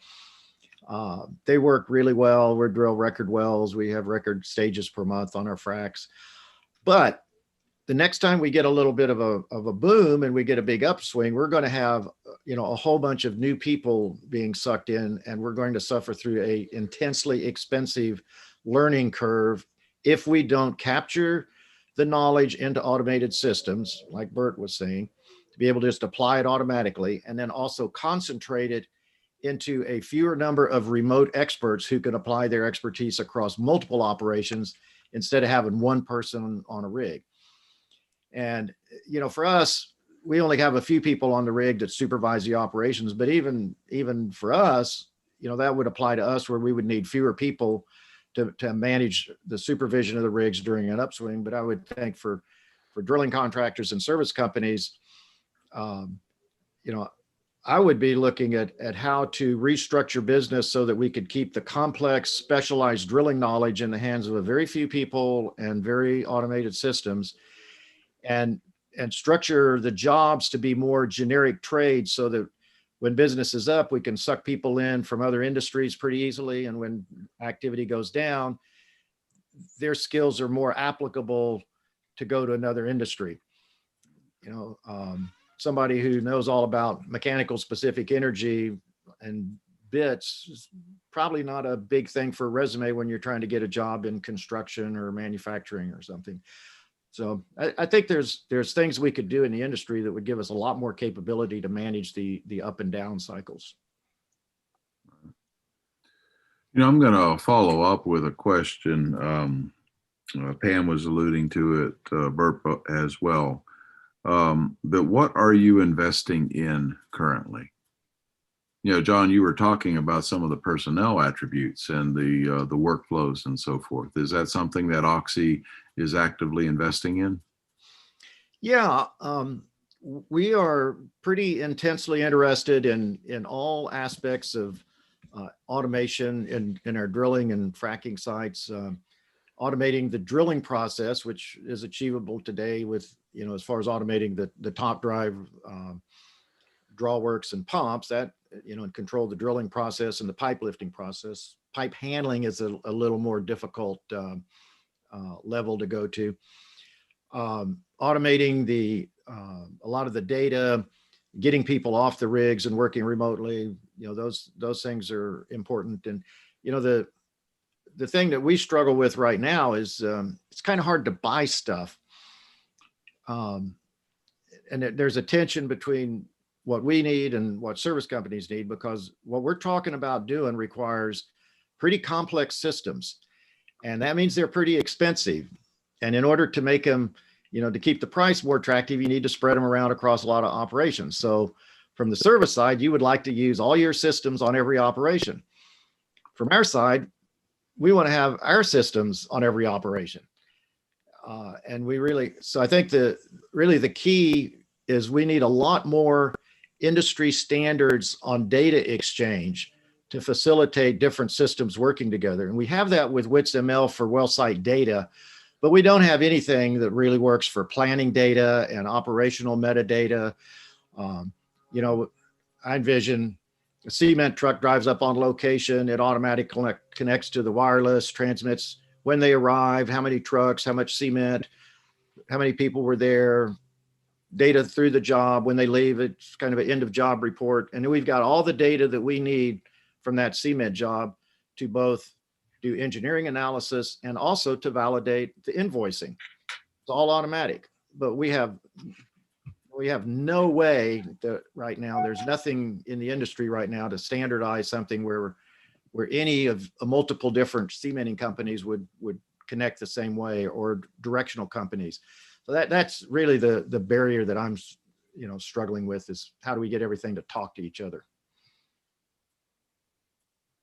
Do you foresee a solution to that, John? Oh yeah. There's a lot of precedence in the industry on standardizing data and data exchange, and WITS-ML is a really good one on how it can be done. In fact, the whole premise of WITS-ML is actually more applicable to things like planning data than it is for the well site data that we use it on. It's really pretty terrible for that. So, and there's industry organizations for standardizing data for geoscience and oil, all kinds of oil business data. So we got a lot that we can work from.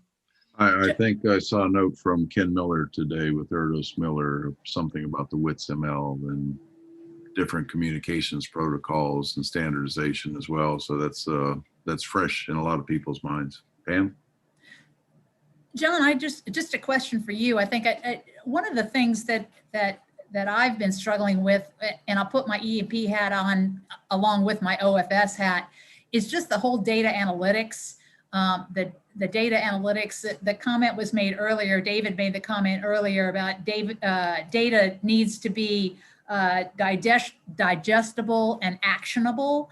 And one of the things I'm wondering is, with the volume of data that we're generating, with the drilling speeds that we have right now, it's so much data that it looks to me like we still have a little bit of a void on the analytics side of it, with regard to being able to digest that information into translatable, engineering, actionable items of what do we do on the next well? What do we do on the next whole section to make this more efficient? Is that something that the operators are, do your engineers have enough time to even look at the data and make an evaluation from an engineering standpoint in the unconventional world, where we're skidding over to the next well slot and we're drilling the next well, and lo and behold, 6 days later, we're moving to the next well? That's a really good point, Pam.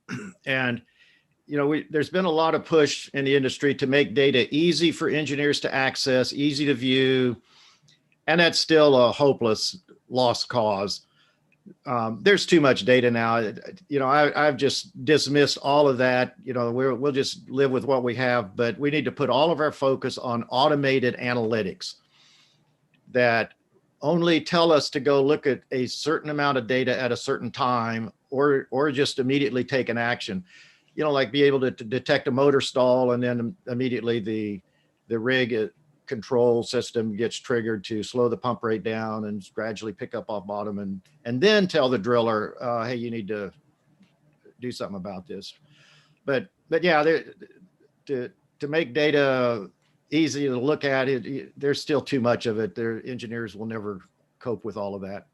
So I just forget that. Just go to automated analytics. Great. Thank you. Bert, your comments on this? I was going to ask John a question. When you talk about automation, how open is Oxy of removing people off of that location in favor of automation and using that data that's coming in, whether it goes into a data lake, or if your company, a service company, has an open architecture where you can plug in applications from Oxy or other service companies, or will a service company be a closed application? What is Oxy's willingness to say, okay, I have a system, it tells the rotary steerable what to do, it takes everybody, it takes the human factor out, and it goes and drills the well. How open is Oxy to doing that? Yeah, we're trying just about everything we can find right now. We've tried automated curve drilling. We've had for a long time automated pickup off bottom, automated going back to bottom, automated downlinking. Everything we can automate, we want to do it. Where we struggle sometimes is to put in a complex system. We've got several different rig contractors, and so it's a hollow victory that we can do something on one rig, but we can't do it on the other 10 rigs. We want to be able to do it on all of our rigs, and that's where we're struggling, is to get stuff that we can apply across the fleet and do things consistently. I think that's a challenge, when I think David was using the term factory drilling and so forth. And, in a factory, that is one of the main aspects, is that you control all the processes, that you have things that are consistent, repeatable, and that, they're coming from the same thing. We don't necessarily have that in our industry. As you mentioned, multiple contractors. Even if you single source, not all the rigs that company A has are necessarily all the same. So even there, you might have the same personnel that you're dealing with, but it's not the same deal. Would you foresee a point where, is there enough of an economic driver to try to get to that point, to really take it to the next step for the factory drilling? Because it's kind of a two-part question. So that's from a process standpoint. The other part of this, then, is there enough room for improvement that would justify incremental expenses? If we're drilling a 20,000 foot well in 10 days now, how much faster can we go? What is the technical limit on something like that? So again, I realize it's a two-part question, but I guess to summarize the two of them, is there enough meat on the bone to really be looking at this kind of improvement, or are we rapidly approaching an area of diminishing returns? Yeah, it will be difficult to make enough difference in cost to see it on the bottom line with our operations today. If we no matter how many people we take off location, no matter how automated we get, because we do things really well today. And the cost of the engineering and supervision in the drilling and fracking is really negligible in the total cost. If we took it all out, you know, we couldn't really see the difference. But where we will see the difference is when we go, you know, sometime price goes up and, you know, our executives call and say, okay, we want to add 10 rigs next week. That's when we will see a huge difference in cost. We will save tens of millions of dollars at that point by being able to ramp up. Just like Bert was saying, the scalability of automated systems is pretty much unlimited. So, but I think we could save enough money to make it, to pay it off, even in the short term. We can break even, and that's all we really need to do right now. Right. That's what you're talking about, Jim, is a little scary, because I've heard this comment from some of the E&P operator folks that I've talked to before, that they've said, well, what's the right word? They've said good is good enough. What we have now is working pretty darn good for us, and we don't see any need to try to do the step changes that will make that much more difference. And that's a bit of a scary thought for us on the drilling side. Yeah. Yeah. Shane Kempton with Drakewell had a similar remark on the automation and the scalability aspect of that, is that really is one of the key drivers of the automation, is the scalability and the ability to go up and down with relative ease. So from what I hear is that's probably one of the bigger drivers for the automation element of this, is that you can scale it much more quickly and cost effectively than you would have in the past. And that, if you recognize that, I can see that as a strong driver.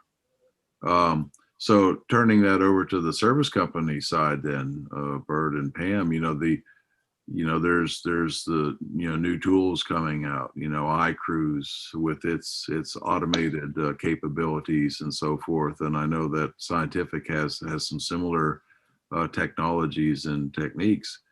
How much of an emphasis do you feel the service industry should go towards with this type of automated approach to try to capture and probably frankly respond to the market conditions as John is indicating?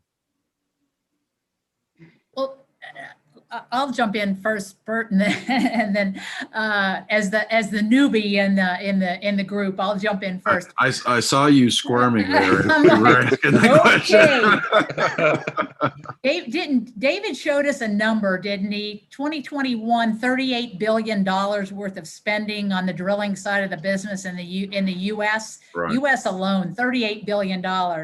Take 10% off of that, and we got $4 billion.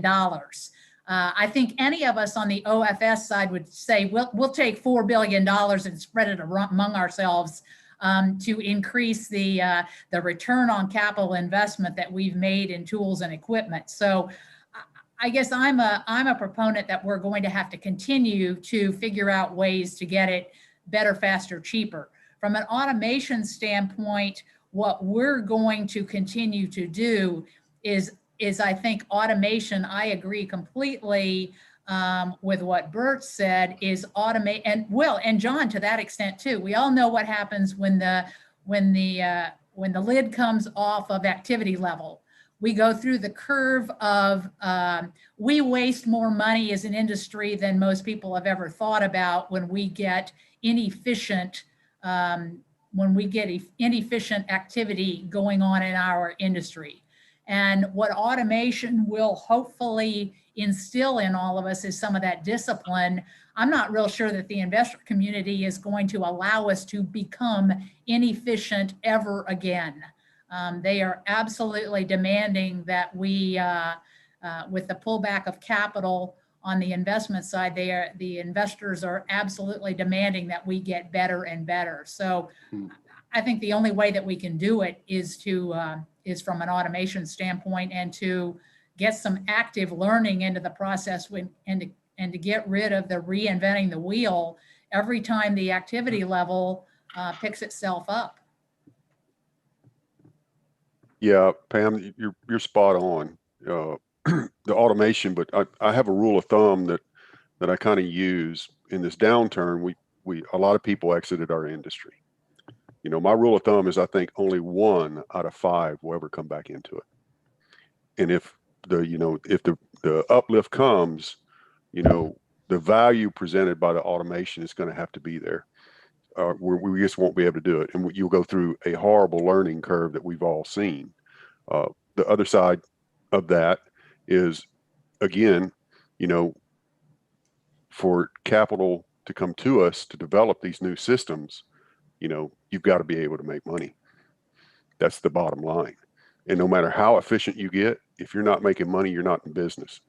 So I think we'll see further consolidation in the OFS industry. That's just my view.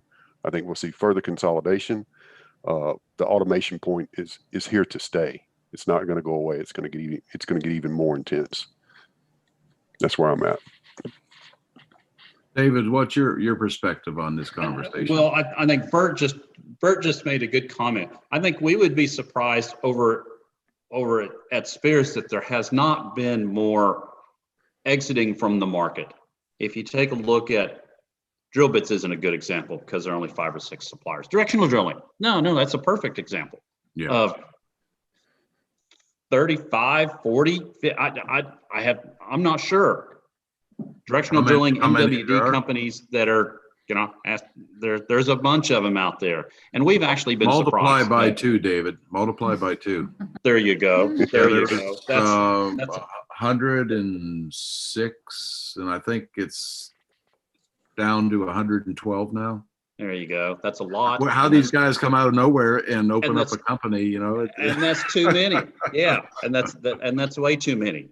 And I don't know whether, or we don't know whether that's private equity money that's just hanging on to dear life until the next upswing, whatever it might be, or mom and dad who are just parking the motors out in the yard until something happens that they can put them back to work. But the bottom line is we have been surprised that there has not been more of a shakeout within just about the entire oil field services market. And the directional drilling is one good example of that. There are just too darn many companies that are willing to work for anything to just get some tools in the ground. Yeah, I think the equipment rates certainly reflect that, with a few exceptions. You know, Bert, you know, they're not going to send tools out. Sperry's not going to send tools out to a job they can't make money on. I don't think many companies are necessarily following that school of thought. You know, even if they can just kick the can down the road for another quarter, they're willing to take a loss. But at the same time, I think what you're seeing then is you're consuming a lot of the assets because with those kinds of rates, you can't afford to replace assets, especially newer, higher performance things. So my speculation is that will have the culling factor right there, that the smaller companies that don't have access to capital, that don't have the latest and greatest, are going to eventually fall by the wayside because they just can't keep up from a performance standpoint. They won't have the latest motor. They won't have the latest MWD to be able to do it. So at some point, there's certainly a diminishing return. So that may be what thins the herd right there. So we have a couple questions that have popped up. Neil Bergstrom has asked, operating companies have cut their back office staff that had been involved in data analysis. The explanation I've heard time and again is we are not doing a science project here. I guess, John, that's semi-directed at you. I think that might be as much of a comment as it is a question. But that actually would be a little bit counter to what you're talking about in terms of the analytics and the automation that you are actually looking at. Well, yeah, getting the people in the back office or in the IT group to do the things that we want done is enough of a struggle anyhow. So, in the Middle Ages, people didn't know how to read and write. They'd go into town to the scrivener and say, hey, would you write this letter for me? Or go to the scribe and ask him to write a letter. They go to the scrivener and ask him to add up some numbers for him. And to me, in today's world, an engineer that does not know how to connect to a database and deal with thousands of rows of data in an analysis is functionally, technically illiterate. Most of what we need to be done, if we don't have all of our engineers capable of working with large amounts of data and dealing with analytical systems, if they don't know how to do that, they're basically illiterate. They're like those people in the Middle Ages that have to go into town and get somebody to write a letter for them. We shouldn't need so many people in the back office to do all of that. We should be able to work out the systems and do most of our analysis and get to the point where we have a clunky but working system that we find it's really valuable. And now we've got a prototype that shows exactly what we want. Those are the things that we need to be turning over to the back office. Say, here, make this more robust and scalable and secure because we depend on it and we use it. But we waste most of our time working on things that we turn them out and say, well, that's really cool. And then nobody ever uses them. So. Yeah. There's John DeWart has a one directed at you as well, John. Says time to shift from time saved to value delivered. Probably won't get any argument from you on that. There are lots of opportunities in flat time that is becoming larger as a percentage. What flat time step changes do the panelists see? Yeah, that is a problem. Our drilling rates have gone up and bit life's gone up, fewer trips. And, the biggest time savings we've been able to achieve, the last few years has been eliminate trips. The second biggest has been higher ROP. We have relatively efficient rigs, but we're a little bit up against a wall to speed up things like casing running, to speed up the mechanical handling of it at the surface. Probably will require some automated mechanical pipe handling systems. And to retrofit those kind of things on existing rigs, I'm skeptical that that's ever going to work out. I think it may be that we'll have to go to brand new build rigs that are designed from the ground up. But I think also we're going to have a whole different mentality, because every automated system I've seen going back decades is slower than the people doing the job manually. And that is definitely the case today. Even we even know that the rigs that have control systems and AC drawworks, those systems know when you're getting close to the crown and they slow it down. And a good driller on an old manual drawworks can trip faster than an AC rig if they're really good. But again, it goes back to, you can't scale that up, in a boom, and you're going to get a crummy driller, and instead of tripping fast, you're going to be running into the crown and destroying the rig. So, but yeah, I think ultimately it's going to take new build rigs, and I suspect that we will get to the point where we will probably scrap perfectly functional rigs because we can get better ones that do tripping and casing, handling at the surface and BOP stack handling fast enough to make them pay off. Yeah. I guess that would be the challenge, is to be able to get the capital return, with something like that. I do know that there are several new concept rigs that are coming forward. I guess we'll have to see how successful those are as well. Yeah. One more Oxy question, John. Robert Wiley asked, is Oxy doing anything to improve completion, production, economics, and overall asset value by changing drilling KPIs? So there's always intense efforts to improve the completion, production, economics, but most of that is in reservoir type things like well spacing and stimulation design, and not so much on the drilling side. The one thing that we have done in drilling, and we've done this for years, is we've drilled with rotary steerables, and we usually have our wells 100% in zone. We nearly always have them like into the high 90s of where we want those wells to be. Where we want them is not always where we wish we had them, but we can always drill them pretty much where we wanted them. And, you know, and we've been able to get enough performance benefit that, you know, we think we've probably drilled a little cheaper, but we certainly have had more consistent position of the wells in the reservoirs as a result of that. And that's probably the biggest thing. And we do track that. We do track how much of the time we are in the reservoir. And I guess that becomes one of the performance KPIs that is transferred not only to your staff, but the folks on the rig and the service companies as well then. Is that correct? Yes. Yeah.